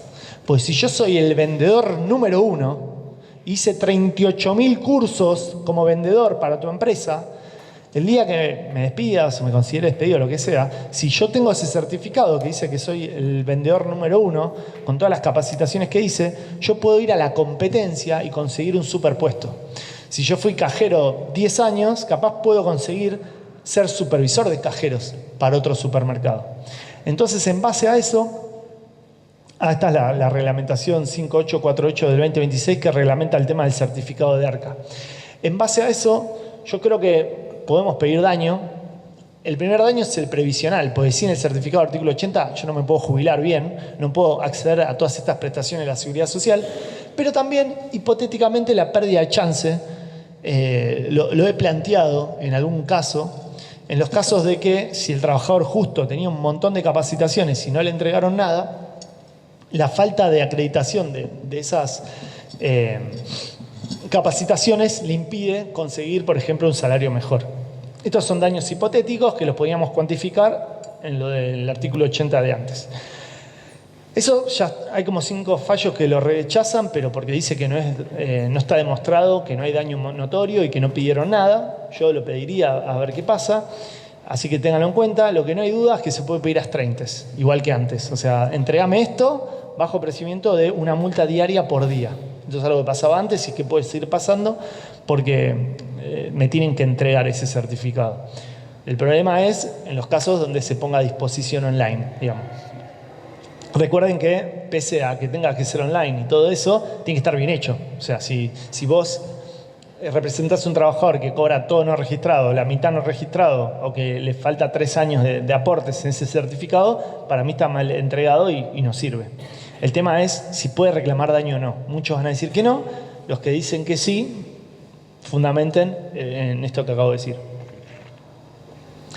Pero bueno, también es complicado esto, porque ¿cómo lo calculo? Yo repito, como lo calculábamos antes, es mi hipótesis principal, pero hipotéticamente podría ser por esto de la pérdida de chance y el lucro cesante. Después, algo a tener en cuenta muy importante es el tema de la prescripción. Porque cuando reclamamos rubros extra, nos preguntamos, che, ¿cómo hago con la prescripción? ¿Estoy al horno? Bueno, tengan en cuenta que en los términos 2550 del Código Civil existe lo que se llama la dispensa de la prescripción. Si hay una circunstancia que me obstaculiza temporalmente el ejercicio de una acción, puedo pedir la dispensa. ¿Qué quiere decir esto en castellano? Durante el vínculo yo no podía reclamar, porque si reclamaba me echaban. Y yo necesito comer, necesito darle de comer a mi familia. Entonces no puedo reclamarte. El día que dejo de trabajar, ahí cesa ese obstáculo. Entonces debería contar la prescripción desde ese día. Y esto me daría una herramienta legal para poder reclamar todo el daño durante toda la relación laboral en los términos de la dispensa de la prescripción. Ojo que tengo una ventana de solo 6 meses para meter la demanda en los términos del 2550. Y la otra teoría es la del daño continuo, que también está receptada por la Corte en un montón de fallos, que si yo tengo un reclamo de daño moral por trabajo no registrado, como estuve no registrado durante 10 años, no es que solo te puedo reclamar los últimos 2, no, te reclamo por todo, porque el daño fue continuo, ¿se entiende? Pasa lo mismo en las enfermedades profesionales. O sea, no es que la prescripción empieza el primer día que me empezó a doler la espalda, es de la primera manifestación invalidante al final. Entonces estos son 2 argumentos para pelear la prescripción. Ahora sí, juristas, vamos a ver un caso práctico. Para, jurista, ¿te está encantando este video? Hiciste clic en el lugar indicado. Este video está auspiciado por mí, por la Academia de Juristas, una suscripción muy económica, más barata que una hamburguesa con papas fritas que te puede salvar la vida. Bueno, no sé tanto si salvar la vida, pero básicamente es una suscripción que permite que este canal siga vivo y que vos sigas aprendiendo. Y no solo eso, porque te va a permitir tener acceso a más de 450 horas de clase sobre la práctica profesional, sobre el ejercicio de la abogacía, sobre el derecho laboral, accidentes y despidos. Y eso no es todo, porque vas a tener acceso a un gran grupo de WhatsApp.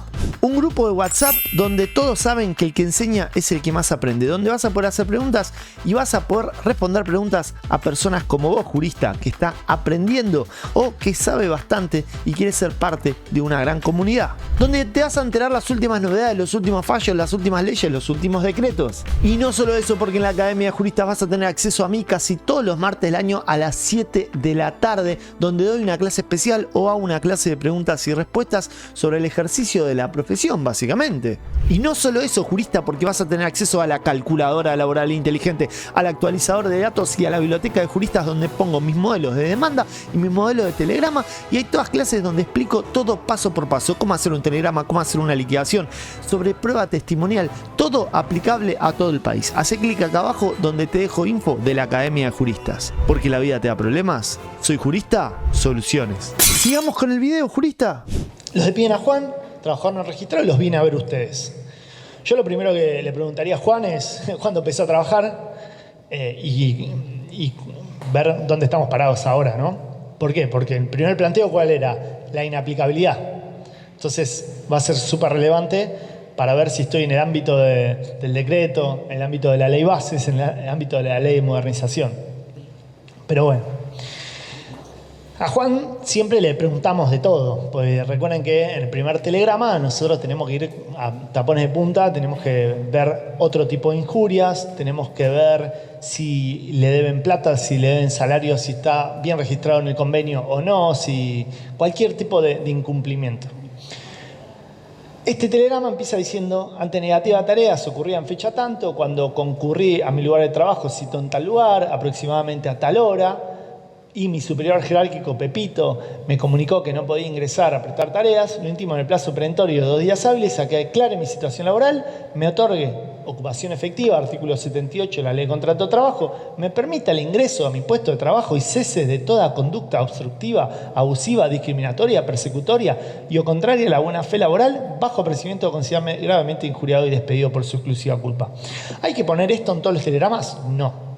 Hay que poner esto en los telegramas donde hay negativa de tareas o uno alega negativa de tareas. Negativa de tareas es cuando no lo dejan entrar a Juan, básicamente. Al ponerlo de forma tan completa, estamos cumpliendo los requisitos del artículo 243, que dice que para que haya una injuria tiene que haber una expresión suficientemente clara. Si vos decís, ante negativa de tareas, acláreme situación laboral bajo procedimiento de considerarme despedido, así en 2 líneas cortito, ¿podés ganar un juicio igual? Sí, porque la injuria más importante va a ser la otra, capaz, el trabajo no registrado. Pero si lo hacen así, más completo, el día que fue, a la hora que fue, al lugar que fue, la persona que le dijo que no, estás preconstituyendo un caso mucho más fuerte a los efectos de la negativa de tareas. Entonces, esto podría estar o no. A mí me gusta darles un ejemplo más complicado de la vida real, pero sepan que en la vida real, cuando viene el trabajador no registrado, también hay negativa de tareas. Pues le dijeron, Pepito, andate, no te quiero ver más. Entonces, ahí podríamos poner esto o no. Ahora, otra cosa que se puede reclamar, que a veces no hace falta, pero les quería traer un caso más complejo para que estén más preparados, puse, asimismo, lo intimo a que en el plazo perentorio de 2 días hábiles abone la totalidad de las horas extraordinarias efectivamente trabajadas y no abonadas. Hay veces que el trabajador no hace horas extras y no hay que reclamar esto, pero bueno. Con más, su actualización, intereses, incidencia del SAC, vacaciones, aportes, contribuciones y demás rubros salariales correspondientes. O sea que acá no solo estoy reclamando que me pagues las horas extras que me debes, sino todo bien, como le voy con la actualización, porque es una deuda de valor, los intereses, porque no solo reclamo el capital, la incidencia en el SAC, porque cuando me pagaste el aguinaldo me lo pagaste de menos, porque no consideraste las horas extras, la incidencia en las vacaciones, etcétera, etcétera.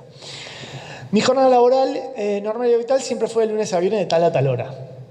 Asimismo, dejo expresa constancia que durante dicha jornada también prestaba tareas durante el horario destinado al almuerzo, sin gozar de una pausa real, efectiva, libre y ajena a la prestación laboral. Y jurista, ¿qué haces hablando del almuerzo? Bueno, yo tengo un video que se llama Me tienen que pagar por comer, y efectivamente, si yo estoy trabajando y comiendo, eso es parte de la jornada. Así que sí, me tenés que pagar por comer. Salvo que vos me des, no sé, 1 hora y media para salir, puedo ir a la esquina, acá a 2 cuadras, puedo disponer de mi tiempo, me puedo ir, puedo hacer lo que quiera y tengo 1 hora, 1 hora y media, ahí sí, no es jornada. Pero si yo tengo 10 minutos, media hora y estoy en el lugar de trabajo, eso es jornada laboral. Entonces lo aclaro, pues es muy importante para después para reclamo de horas extras. Bueno, sin perjuicio de ello, múltiples oportunidades presté tareas por fuera de dicha jornada, realizando horas extraordinarias en los términos del 201 y concordante de la Ley de Contrato de Trabajo, las cuales no fueron abonadas en legal tiempo y forma. Por el caso en que usted desconozca, incluyendo el trabajo realizado durante el horario de almuerzo, niegue o discrepe respecto de la jornada normal y habitual denunciada, lo intimo en idéntico plazo a que manifieste en forma clara, precisa y circunstanciada cuál fue, según sus registros, mi real jornada de trabajo, días y horarios cumplidos, horas extraordinarias registradas, horas abonadas y modalidad de control horario implementada bajo procedimiento de solicitar oportunamente la aplicación de las presunciones legales correspondientes, en especial las derivadas de los artículos 52 a 57 de la LCT. La idea de acá es tratar de generar pruebas, tratar de que el empleador se pise y diga, no, el horario es tal, o es tal, la forma de control es tal, o que se quede callado y aplicar presunciones en su contra. Repito que si no hay horas extras, esto no hace falta ponerlo, pero quería tener un caso práctico un poco más complejo. Ahora, algo que me preguntan mucho es, si las horas extras son una injuria, o sea, si yo me quiero considerar despedido porque no me pagan horas extras, legalmente, por el artículo 243 de la Ley de Contrato de Trabajo y por la mayoría de códigos procesales que dicen que la demanda tiene que ser clara, expresa, contundente, etc., tengo que hacer algo parecido a lo que están viendo acá. A continuación, detallo las horas extraordinarias trabajadas y no abonadas. En julio del 2025 trabajé 8 horas extraordinarias, las cuales nunca fueron abonadas. El día 2 de julio trabajé 4. El 3 de julio trabajé 4. De tal hora a tal hora. Pum, en agosto, Yo tengo una demanda que tengo como 4 hojas de intercambio telegráfico porque la única injuria era horas extraordinarias. Ahora, en la práctica profesional, cuando el trabajador es medio paracaidista y la injuria más grande es el trabajo no registrado, a veces yo pongo algo más así, donde no explico mucho las horas extras. Pero si ustedes quieren que sea una injuria, tienen que hacer algo más así, algo más detallado. Entonces, moraleja, ¿puedo reclamar horas extras genéricas? Y no debería, porque técnicamente todo tiene que ser súper detallado para que sea una injuria, o sea, para que yo me pueda considerar despedido. Pero si la injuria más grande es otra, porque ya me despidieron, porque me considero despedido por trabajo no registrado, bueno, el juicio se puede ganar igual sin hacer el detalle tan importante en el intercambio. Pero sí recomiendo hacerlo prolijo, porque cuando ustedes lo hacen prolijo en el intercambio, después las demandas las hacen así, los acuerdos los hacen así rápido. Para mí es importante. Todo ello arroja un total de tantas horas extraordinarias trabajadas y no abonadas, o lo que más o menos surja de la documentación laboral, registros horarios, recibos, planillas, sistema de control, prueba a producirse, etc. Lo intimo en el plazo de 2 días hábiles es que abone íntegramente las horas extraordinarias reclamadas con más actualización, intereses, incidencia al SAC, bla, bla, bla, bajo procedimiento con considérame despedido. Les recuerdo que esto se lo pueden descargar, si me comentan la palabra daño en el Instagram, les pueden descargar todo este PowerPoint. En igual sentido, se le intima que abone salario impago correspondiente al mes tanto del año tanto. Normalmente te vienen a ver y capaz el último mes no le pagaron al trabajador. Esto podría estar, podría no estar. Es una injuria que podría ser autónoma, pero importante. Si te deben un salario, no puedes decir abóneme salarios sin pagos. No, eso es error muy grave. Tienes que poner pagame tal mes de tal año. ¿Se entiende? Y esto sí me parece importante.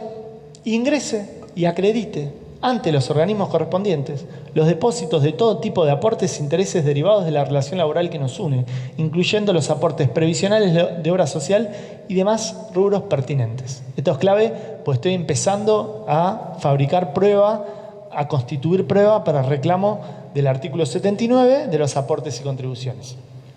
Y acá le metí, porque suele venir acompañado, pero podría no hacer caso, abone el saque impago durante todo el vínculo laboral, abone las vacaciones gozadas y no percibidas correspondientes al año tanto, abone las horas extraordinarias realizadas impagas. Acá estoy repitiendo, no habría que repetir, pero bueno, a veces cuando no hacen todo este caos, podés reclamar de forma más genérica las horas extras y después detallarlas en la demanda en algunos casos, conforme la jornada que se denuncia infra, que es a continuación, y abone los adicionales adeudados del convenio colectivo aplicable, el tanto de tal fecha, tales como el presentismo B adicional por caja durante toda la relación laboral, bajo procedimiento considérame despedido por su exclusiva culpa.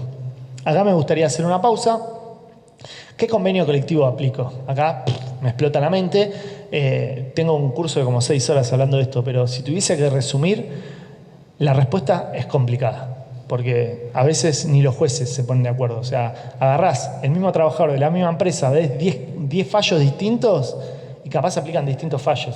Porque el encuadre convencional, ver qué convenio colectivo se le aplica a cada trabajador, es un caos en la Argentina. Y a veces nos equivocamos los abogados, se equivocan los jueces, es un caos. Pero si nosotros no pedimos algo, no nos lo pueden dar. Si vos no pedís el adicional de presentismo del convenio colectivo de comercio, no te lo van a dar. Si vos no pedís el adicional del convenio gastronómico, no te lo van a dar. Entonces, cuando tengan dudas, usen más de una hipótesis. El convenio colectivo, tanto conforme las tareas realizadas, y explicás todas las tareas. El derecho se presume conocido, artículo 3 del Código Civil, y pones tal y o subsidiariamente tal y o subsidiariamente tal y o el que usted considere correspondiente, ¿no? Pero sí o sí, si quieren reclamar adicional del convenio, tienen que jugarse por uno y de última pueden hacer reclamos subsidiarios. Esto va a tenerlo en cuenta. Repito, lo ideal sería desde el principio, pero hay cosas que se pueden meter, entre comillas, por la ventana después en la demanda si hay una injuria más grande. Eso para que lo tengan en cuenta. Si hay preguntas me dicen, porque es un tema complejo, pero básicamente yo tengo un curso donde explico, mira, consejo número 1, fíjate recibo de sueldo. Consejo número 2, investigar jurisprudencia del tema. Consejo número 3, metete en el portal del Poder Judicial, pon el nombre de la demandada y fíjate qué convenio aplicaron. Habla con el sindicato.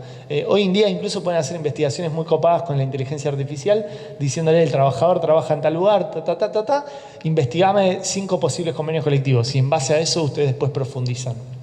Buena data. Bueno, y de perseguir el ingreso de los aportes, contribuciones e intereses ante los organismos de seguridad social correspondientes en los términos, y esto sí me parece importante, del artículo 79 concordantes de la LCT, el artículo 79 es esto de la obligación del empleador, la obligación contractual de hacer los aportes y todo eso, y miren cómo meto por la ventana, artículo 12 y 132 de la 24241. ¿Cuál era el 132? El que leímos que decía que era un delito. O sea, lo estoy intimando entre todo este quilombo, capaz el abogado de la demanda ni se da cuenta, por el 132 de la 24241, que es el que decía que era un delito. ¿Se entiende? Ya ahí le metí. 24013 y la acción preventiva de daños prevista en el 1710, 1711 del Código Civil y Comercial de la Nación. ¿Por qué acción preventiva? Esto capaz no lo profundicé antes. Pues la idea es evitar un daño. Y si el día de mañana no me voy a poder jubilar o me voy a jubilar con algo menor, ya te lo pongo. Próxima. La falta de registración laboral y la omisión de ingresar los aportes y contribuciones correspondientes me ocasiona un daño actual y futuro cierto y concreto, en tanto me privan, obstaculizan y o dificultan gravemente el acceso a las prestaciones contributivas de la seguridad social. Esto es lo que dije, por ejemplo, del trabajador discapacitado, ¿no? El trabajador que tiene un hijo discapacitado, incluyendo asignaciones familiares, cobertura de obra social, prestación por desempleo y demás beneficios vinculados al empleo registrado. Asimismo, dicha conducta compromete mi historia laboral, afectando la acreditación de servicios y remuneraciones y perjudica mi derecho a acceder en el futuro a una jubilación digna, íntegra y acorde a la real relación laboral mantenida. Mi idea de este párrafo es preconstituir prueba del daño que voy a hacer después en base a todos estos adicionales que estuvimos viendo. Y ahora, una parte muy parecida a lo de antes, que dice, por ello, en los términos de los artículos 52, 55 de la LCT, los artículos 12, 132 de la 24241, otra vez meto por la ventana el tema del delito penal, artículos 7 y 11 de la 2403 y concordantes, lo intimo que en el plazo perentorio de 30 días corridos, conforme estos artículos, incluso estoy mencionando el artículo 3 del decreto 2725 del 91, que fue derogado por la ley Bases, por el decreto reglamentario de la ley Bases. Pero yo lo estoy metiendo ahí, ¿por qué? Porque hipotéticamente, si me toca un trabajador que tiene 10 años de antigüedad y lo empezaron a contratar antes del 9 del 7 del 2024, antes del DNU 7023, etcétera, etcétera, para mí se aplica la 2403, por la primera hipótesis. Entonces te tengo que intimar como era antes. ¿Se entiende? Esto lo podría sacar si me viene a ver un trabajador que empezó a trabajar este año, ponele, ¿no? O después del 6 de marzo del 2023. Eso hipotéticamente lo podría sacar, salvo que yo esté planteando la inconstitucionalidad de la derogación, que es algo hipotéticamente posible, pero difícil para la jurisprudencia. Pero a lo que voy es que van a decir, che, te estás intimando con lo de antes, ¿estás borracho? No, no estoy borracho, estoy planteando la inaplicabilidad de la ley bases. Ese es el argumento. Les cuento porque una alumna me dijo, che, jurista, el abogado de la demandada me dijo que está todo drogado, ¿qué hago? No, pará, o sea, el contrato este empezó en el 2021. Tu primer planteo es la inaplicabilidad. No está mal lo que hiciste. ¿Se entiende? Lo importante es que ustedes se planteen con argumentos jurídicos. Y después que hagan planteos subsidiarios, pues ustedes no tienen la verdad, yo no tengo la verdad. Todo va a depender del caso en concreto. ¿Se entiende? Entonces, ¿qué estoy intimando? A que proceda a regularizar debidamente la relación laboral que nos vincula según los hechos que paso a detallar. Y ahora paso a detallar los hechos que antes eran obligatorios y que son obligatorios de acuerdo a la buena fe. Antes lo decía el artículo 11 de la 24013, que es los datos de la relación laboral, que desde el inicio de la relación laboral en fecha 10 del 1 del 2018 me desempeñé en la categoría tanto, del convenio tanto, con una jornada de lunes a viernes de tal hora, que percibí una remuneración de tanto mano mensual, que fue toda totalmente no registrada, sin perjuicio de las diferencias salariales devengadas que se reclaman en la presente telegrama conforme tareas y horarios denunciados. Recuerden que a veces hay una diferencia entre el salario percibido y el devengado. O sea, te viene a ver un trabajador que cobra todo no registrado, 700.000, pero vos te fijás, convenio colectivo de comercio y decís, che, 1.200.000. Apá, están pagando de menos. Entonces, podemos reclamar esas diferencias salariales en todo este reclamo. Entonces te voy a decir, che, me pagaste 700 por mes, pero me debes, no sé, 500.000 de diferencias salariales y los cálculos los voy a hacer sobre ese 1.200.000, ese 1.300.000, sobre el total. ¿Se entiende? Del mismo modo, en los términos del artículo 138 y concordantes de la Ley de Contrato de Trabajo, vengo a denunciar que desde el inicio de la relación laboral nunca se me entregó un recibo de sueldo. Esto es en el caso de que esto pase, porque esto está totalmente no registrado. Por lo tanto, lo vengo a intimar en el plazo de días hábiles a que confeccione y me haga entrega de todos los recibos de sueldo que se me adeudan, bajo apercibimiento de ley. Esto lo puse porque para acreditar el daño que tiene un trabajador que no puede comprar una heladera porque no tiene tarjeta de crédito. Bueno, tengo que demostrar que yo le pedí los recibos de sueldo y que no me los dio. Entonces, de esa forma, estoy armando el futuro caso de la cuantificación del daño, ¿no? Por otro lado, en este acto también se le intima dar cumplimiento por el artículo 224 de la Ley 20.744, conforme 27.802. Este creo que es el único artículo que rescato de toda la reforma laboral. Los cuento con las manos y me parece que este es el único que dice que al trabajador se le tiene que pagar en la cuota de sueldo.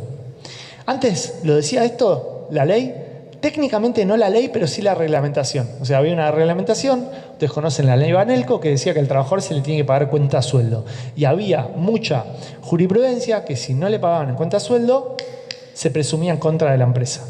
Porque acá se olía fraude, ¿no? Porque a veces había fraude porque decían, toma, firmame esto y le pagaban de menos al trabajador o cosas raras. Ahora la ley expresamente dice, pagale en cuenta sueldo. Ok. Entonces le estoy pidiendo que me abra la cuenta sueldo. Porque esto hipotéticamente también puede haber daño. No sé si ustedes fueran a abrirse una cuenta, esto depende del tiempo, pero yo me acuerdo en una época me abrieron una cuenta y me cobraban un montón de plata por mes para abrirme una cuenta. Porque la empresa te obliga a ser monotributista, vos vas como monotributista, te abren una cuenta pyme, te rompen la cabeza.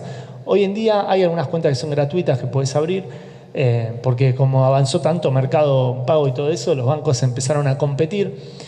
Pero técnicamente hablando, tener una cuenta bancaria a veces es algo caro si no tenés cuenta sueldo que es gratuita. Entonces también pido que me abran la cuenta sueldo. Próximo tema a debatir. Antes, en la 24013 había un artículo, el artículo 11, que decía que cuando vos intimabas a la empresa que te registré, tenías que notificar a AFIP y que tenías 24 horas para hacerlo. Entonces nosotros en la práctica profesional nos venía el cliente y le dábamos 2 telegramas, uno para que le mandes a la empresa y otro a AFIP. Hoy ya no existe AFIP, existe ARCA. Entonces lo que me pregunto es, pará, ¿tengo que seguir intimando a ARCA? Gran pregunta. Para mí sí, por 2 razones. Primero, porque estoy pidiendo la inaplicabilidad. O sea, cuando pido la inaplicabilidad, porque el contrato empezó en el 2018, tengo que cumplir la ley de antes. Ese sería mi primer argumento. 2, por el artículo 7 ter de la 24013, que dice que yo tengo la obligación como trabajador de notificar a ARCA. Encima es una norma muy mala onda, porque dice que lo tengo que hacer desde que lo conozco. Entonces el trabajador que está 10 años no registrado incumplió el 7 ter, porque está avisando 10 años tarde. Pero bueno, por eso les hablé de la dispensa de la prescripción, y la jurisprudencia de la Corte dice que el derecho no exige conductas heroicas y que el derecho no puede exigir obligaciones de cumplimiento imposible. Entonces para mí es bastante contradictorio esta norma, porque no me puedes pedir que yo denuncie el contrato de trabajo durante la vigencia del contrato de trabajo porque tengo miedo de perder el empleo. Pero bueno, lo que quería concluir es que acá ven en pantalla todas las normas que están derogadas, que decían que yo tenía que intimar a ARCA, pero que yo recomiendo intimar a ARCA igual. ¿Qué pasa en la práctica? Usted le dan 2 telegramas al trabajador, al empleador y a ARCA no lo recibe, vuelve sin notificar. Pero no me importa, yo cumplí con mi obligación legal de notificar a ARCA. Yo los recomiendo que lo sigan haciendo. Como el correo cobra por cada telegrama, hoy en día lo siguen aceptando, pero en cualquier momento capaz lo dejen de aceptar. Y en ese día vamos a tener que notificar vía TAB, vía sistema electrónico, pero para mí hay que seguir notificando. Después, muy importante para mí, advertirle al demandado por cuestión de buena fe del planteo de inaplicabilidad e inconstitucionalidad. Yo me quedo con las palabras del juez Orsini, que dice que la Constitución no es oponible para las partes. ¿Qué quiere decir esto? Si hay una norma que es inconstitucional, a mí no me importa si la planteaste o no la inconstitucionalidad. Es inconstitucional y punto. Pero hay jueces que dicen que no, que la inconstitucionalidad es algo de última ratio y que tiene que ser planteada en el caso en concreto. Entonces, por cuestión de buena fe, para que el abogado de la parte demandada sepa en lo que se mete, a todo evento se advierte que en este acto y en futuros planteos judiciales se peticionará la inaplicabilidad, inconstitucionalidad, inconvencionalidad del, y empiezo, de NU 7023, los artículos que modifican todo lo laboral, la ley base 27742, el decreto 847 del 24, que reglamenta la ley bases, y la ley de modernización, la 27802. Me parece que algo se repite ahí. Y su correspondiente reglamentación, todavía no hay reglamentación, pero bueno, me estoy adelantando al futuro. Está reglamentada alguna partecita en particular, como el artículo 80 y un par de cosas más, pero no lo que hablamos nosotros. En cuanto vulneran garantías constitucionales invocadas en el presente, en especial respecto a las limitaciones incorporadas, 245, 277 y 278. El 277 lo vamos a ver ahora en unos minutos, que es el pago en cuotas, que es algo muy importante que tenemos que hablar, que restringen o impiden el reclamo integral de los daños por los hechos denunciados. La fundamentación se desarrollará en la oportunidad procesal pertinente. La verdad, en el telegrama no tengo la obligación de explicar todo, no es una demanda, es un telegrama, pero sí me gusta poner esto para que no me contesten, ¿está derogado o no sabes nada? No, sí, sé que está derogado, pero estoy pidiendo la inaplicabilidad. Y después, esto sí me parece importante, de todas formas, en el presente intercambio se reclama todos los daños generados a partir de los hechos denunciados en los términos de toda la norma que pudiera corresponder. ¿Por qué? Porque en derecho laboral hay jueces restrictivos que si vos no reclamás algo, te lo rechazan porque no reclamaste eso. Les doy un ejemplo. Un amigo hace poco metió una demanda donde reclamaba indemnizaciones y diferencias salariales por un convenio colectivo. Pero el juez le dio las indemnizaciones y le rechazó las diferencias. ¿Por qué? Porque en el telegrama no había puesto las diferencias y había dicho que la prescripción fue interrumpida solo por las indemnizaciones. Y como no lo pusiste en el telegrama y la demanda la iniciaste justo a los 2 años y monedas, ¡pum!, perdiste las diferencias. Entonces, el objeto de sus telegramas tiene que ser claro para que no les pase esto. Entonces, por si acaso, le metí un changüí de todos los daños. ¿Se entiende? A continuación, como pasa siempre, la empresa niega todo. Hipotéticamente hablando, capaz alguna empresa dice, no, me conviene registrarlo porque hay algún beneficio fiscal raro, pero en la práctica las empresas niegan todo. Y ahí deberíamos considerarnos despedidos. Y la verdad, lo que cambia es un poco respecto a las derogaciones. Atento a que usted niega todas las intimaciones realizadas en mi anterior misiva de fecha tanto, enviada en fecha tanto, notificada en fecha tanto. Yo esto lo aclaro por si la pierdo. Por si el trabajador la pierde, la telegrama anterior que mandé, bueno, yo pongo CD número tanto, enviaban ficha tanto, notificaban ficha tanto, por si la pierde, para después poder buscarla en el correo, hacer oficios, lo que sea. Vengo a hacer efectivo el apercibimiento allí puesto y a considerarme despedido. Esto es clave porque el vínculo sigue vigente. Yo intimé la primera vez, el vínculo sigue vigente y me considero despedido. Por su exclusiva culpa, por su actuar discriminatorio. ¿Por qué le sumé el actuar discriminatorio? Por esta teoría que desarrolló Ackerman de que el trabajador totalmente no registrado está siendo discriminado por su empleador, básicamente. En consecuencia, se lo intima que en el plazo de 2 días hábiles abone liquidación final, incluyendo indemnizaciones por despido discriminatorio, porque mi idea es alegar que este despido es discriminatorio porque es totalmente no registrado. Sepan que Ackerman, por ejemplo, sostiene que si te registraron tarde o te registraron la mitad, ahí para él eso no es discriminación. Ahí podría reclamar las indemnizaciones en general, pero para él, por ejemplo, no sería un acto discriminatorio porque el trabajador que le registraron la mitad por lo menos sí tiene obra social, por lo menos sí tiene RT, ¿se entiende? Pero bueno, todo por debatirse. Días trabajados, saco proporcional, primer cuatrimestre tanto, vacaciones proporcionales, vacaciones gozadas no percibidas del año tanto. Recuerden que las vacaciones no son compensables en dinero, salvo las gozadas no percibidas. Bueno, y después estoy reclamando indemnizaciones contempladas en los artículos 1 y 2 de la 23.592, que son las viejas, son las de despido discriminatorio, mejor dicho. 245, preaviso, integración, 8 y 15, que son las derogadas, 1 y 2 de la 25.323, los daños derivados conforme al Código Civil y a todas las normas correspondientes conforme a hechos denunciados. O sea, le estoy mandando un popurrí de daño. Y después agregué cosas conforme a lo que estuvimos viendo. O sea, en los términos del artículo 2 dijimos que me pueden decir, ya, esto está derogado, no lo podés reclamar, para mí se aplica la ley al momento de la extinción, para mí esto está derogado y no lo podés reclamar. Entonces yo traté de ser un poco más creativo y establecer lo que nosotros definimos antes como daño moratorio. Entonces se deja constancia que la presente intimación al pago en tiempo y forma de todas las indemnizaciones laborales correspondientes se formula bajo el procedimiento de reclamar lo dispuesto en el artículo 2 de la 25.323 que está derogado, el artículo 9 de la 25.013 que está derogado, el artículo 275 de la LCT que está derogado y o de exigir la reparación integral de todos los daños causados por su mora. Como todo lo anterior está derogado, por si acaso, subsidiariamente también estoy pidiendo toda la reparación del daño.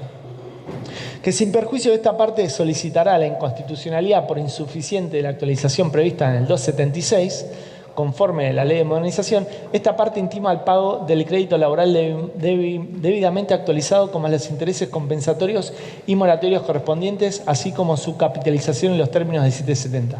Acá lo que hablamos del 276. Quería hacer un paréntesis para que ustedes entiendan por qué las nuevas normas que benefician al trabajador se aplican en el contrato y las nuevas normas que no mejoran la situación del trabajador no se aplican. Y tiene que ver con el orden público. Les voy a hacer un ejemplo bien claro. Si yo celebré el contrato hoy, básicamente, y se integró con los 14 días de vacaciones que dice la ley de contrato de trabajo, y pasa un año, y de repente el legislador cambia la ley, y dice ahora todos los trabajadores van a tener 28 días de vacaciones. ¿Qué se aplica ahí? ¿La ley vieja del momento de la celebración o la nueva?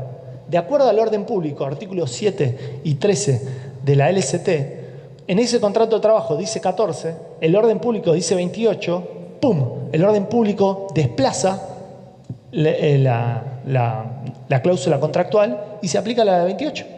En cambio, cuando la nueva ley dice 10 días, esa ley es peor y no se mete al contrato, porque el contrato ya estaba con los 14. Entonces, si nosotros sostenemos que el 276 es una nueva norma, pero mejor, porque antes estaba prohibido indexar la deuda de valor, la puedo aplicar. ¿Se entiende? Esa es la teoría que explicamos en este video de 3 horas y 40 minutos. Por eso estoy pidiendo algunas normas de la ley de modernización y otras no. Pido las mejores por reglas básicas del derecho laboral. Eso es lo que estamos planteando. Asimismo, se hace saber que el incumplimiento en el pago generará un perjuicio económico significativo, en tanto la indemnización se encuentra destinada a la adquisición de una moto para desempeñarme como repartidor. En consecuencia, la falta de pago ocasionará daños adicionales, tales como daño moratorio, daño derivado de la prolongación y pendencia del proceso judicial, lucro cesante, pérdida de chance, daño moral, daño punitivo y o afectación a mi proyecto de vida, entre otros rubros que serán oportunamente detallados y reclamados judicialmente en caso de que incumpla con el pago en tiempo y forma. Nota, esto podría ser un kiosco, podría ser cualquier tipo de negocio, digamos, ¿no? Del mismo modo, se informa que la falta de pago de la liquidación final correspondiente también provocará un profundo perjuicio personal, ya que dichos montos están destinados a cancelar las deudas adquiridas mediante tarjeta de crédito, préstamos personales, pago de alquiler y la matrícula escolar de mis hijos. En consecuencia, la falta de pago generará daños adicionales. Esto va a depender mucho caso en concreto. Si el trabajador no me dice todo esto, no lo voy a meter en el caso. Pero mi idea es enseñarles, abrirles la cabeza, hablar con sus clientes, ver la situación personal, porque eso te permite reclamar algo por fuera de la tarifa de antes. Lo mismo en los términos del artículo 80, en los términos del artículo 2, inciso G de la 24.241, del artículo 80 y correspondiente, lo intimo a que en el plazo de ley, acá puse plazo de ley nomás, porque antes tenías que esperar 30 días, intimar por 2, y ahora la ley dice, a los 45 días me lo tenés que dar. O sea, ni siquiera dice que te tengo que intimar. Antes la ley decía, tenés que intimar. Ahora no dice eso. Así que, para mí, yo podría tomarme un cafecito, esperar 45 días hábiles, y ya se te venció el plazo si vos no lo subiste a Arca. No hace falta que yo te intime, pero por una cuestión de buena fe, a fin de evitar litigios innecesarios, intimo por el 80 también, pero no por cualquier 80, por el correcto 80, con la verdadera datos de la relación laboral. Y todo esto se hace para facilitar, para verificar si usted me registró correctamente y realizó los aportes correspondientes, además de facilitarme la obtención de nuevos puestos de trabajo conforme a las capacitaciones realizadas durante la relación laboral. Entonces, la presente intimación se realiza bajo procedimiento de reclamar judicialmente la entrega de los certificados mencionados, con la posibilidad de aplicar astreintes en caso de incumplimiento, así como de reclamar la indemnización agravada prevista en el 80. En el hipotético e improbable caso de que se considere judicialmente derogada dicha indemnización agravada, se lo intima bajo el procedimiento de hacerlo responsable por todos los daños realizados conforme 75-76 de la AST y todos los del Código Civil y Comercial respecto a la reparación del daño y todo el daño causado. Y acá le puse, todo esto se debe a que si no me entrega el certificado conforme a los hechos denunciados, me va a causar un daño directo porque no voy a poder conseguir nuevos puestos de trabajo en función de la calificación profesional y los cursos de capacitación realizados. La idea es lo mismo, es preconstituir en el intercambio telegráfico el daño por la falta de entrega del nuevo certificado artículo 80. Esto que están viendo es cómo se ve en la herramienta de la Academia Jurista, que es gratuita, la ley antes y después. El artículo 80 que está en rojo era lo que decía antes y lo que está en verde es lo de después.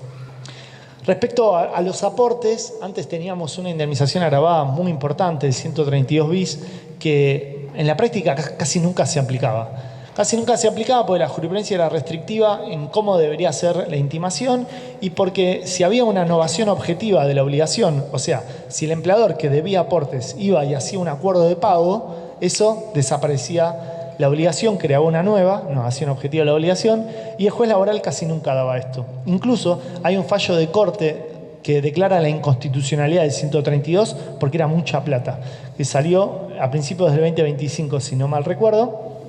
Es un fallo importante, lo hablamos en el video de 3 horas y 40, pero más allá de lo que diga ese fallo, sepan que esta indemnización es muy difícil de reclamar hoy en día por estos motivos. Sin embargo, lo que no es difícil es pedir que ingresen los aportes. Por eso, en igual sentido, conforme la remuneración devengada y los hechos denunciados, en los términos del artículo 12, 132 de la 24.241, otra vez, esto del delito penal, del artículo 132 bis de la LST, y toda norma aplicable se le intima para en el plazo de 30 días corridos, contados a partir del presente, ingrese los importes adeudados como los intereses y multas que pudieran corresponder ante los respectivos organismos recaudadores y acredite fehacientemente su ingreso. Recuerden que hipotéticamente hablando podríamos plantear que el 132 está vivo para los casos que se iniciaron viejos, ¿no?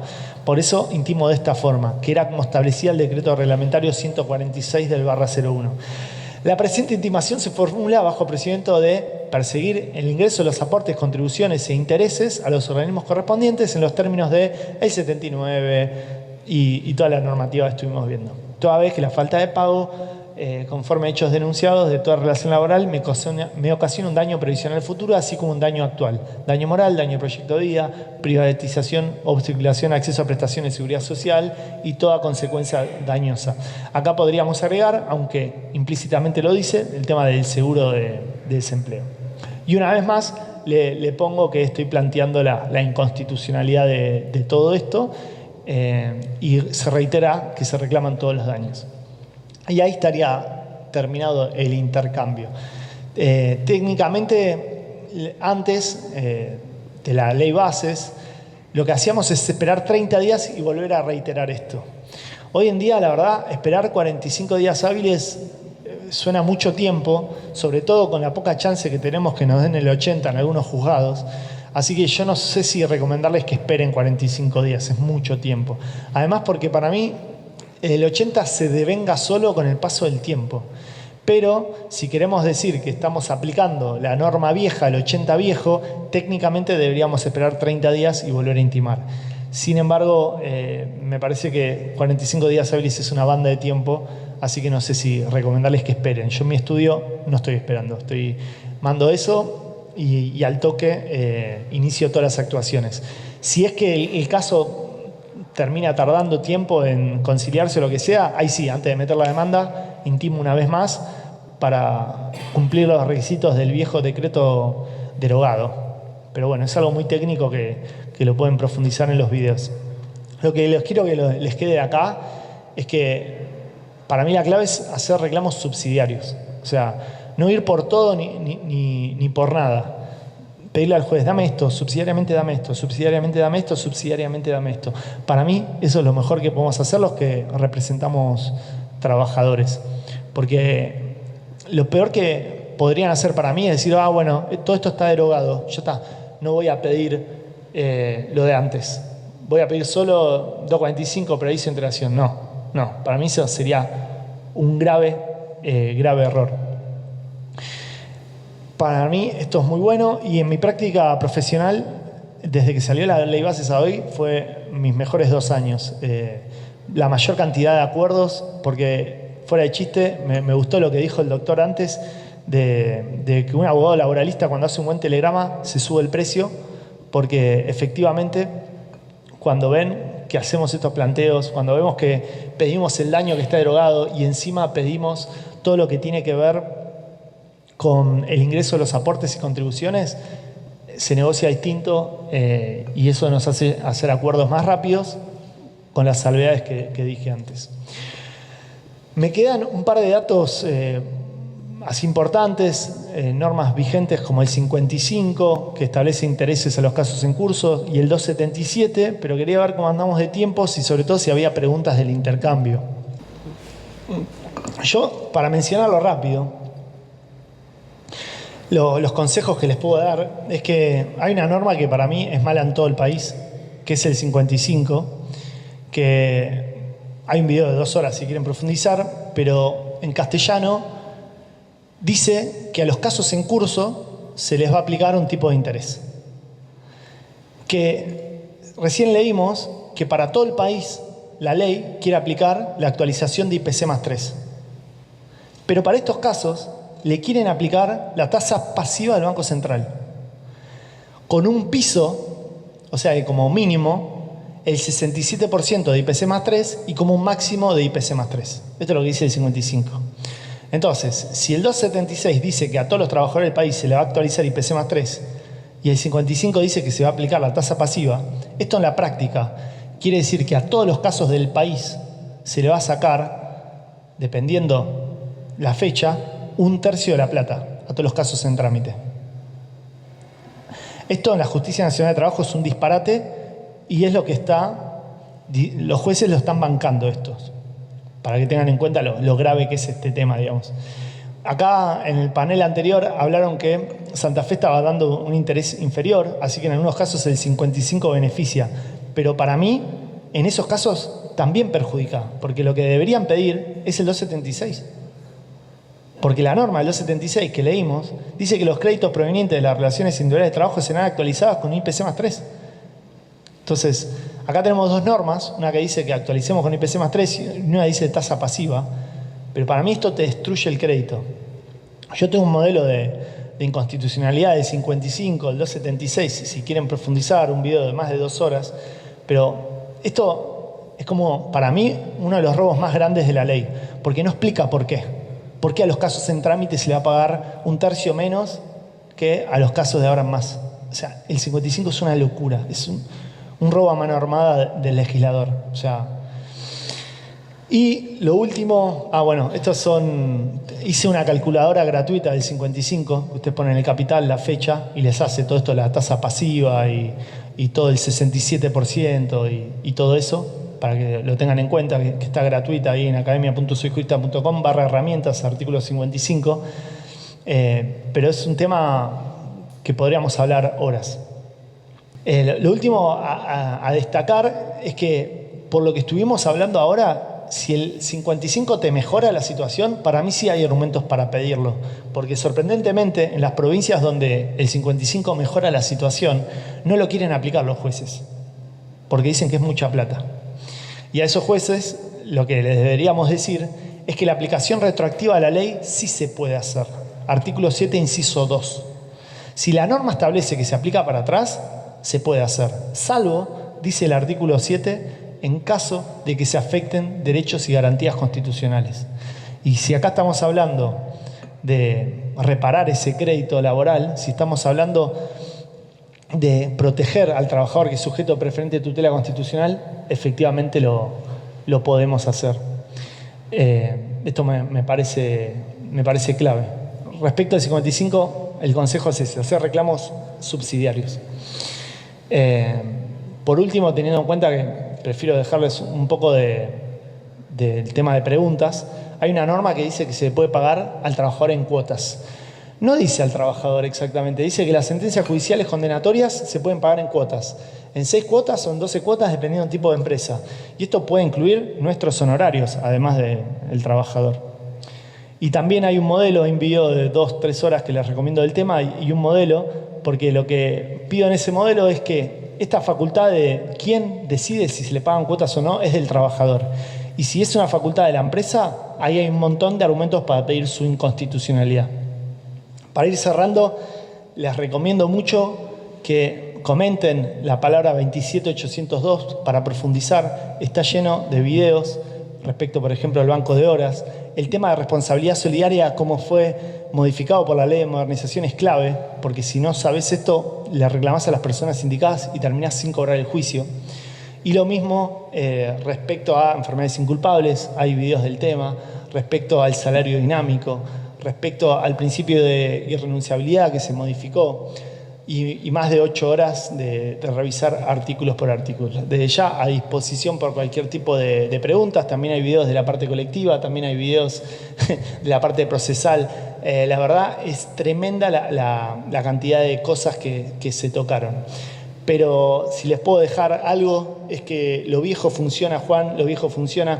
Fuera de chiste, toda la película que estamos viendo ahora ya la vivimos. O sea, si ustedes revisan lo que pasó en el fallo Aquino, lo que pasó en los distintos fallos de la Corte Suprema, el legislador de ahora agarró fórmulas del pasado. Por eso decimos que no moderniza, porque está agarrando normas incluso de la época de la dictadura. Por eso les recomiendo mucho hacer planteos subsidiarios y estudiar cómo resolvió la Corte, casos viejos, los mismos problemas que tenemos ahora. Muchas gracias.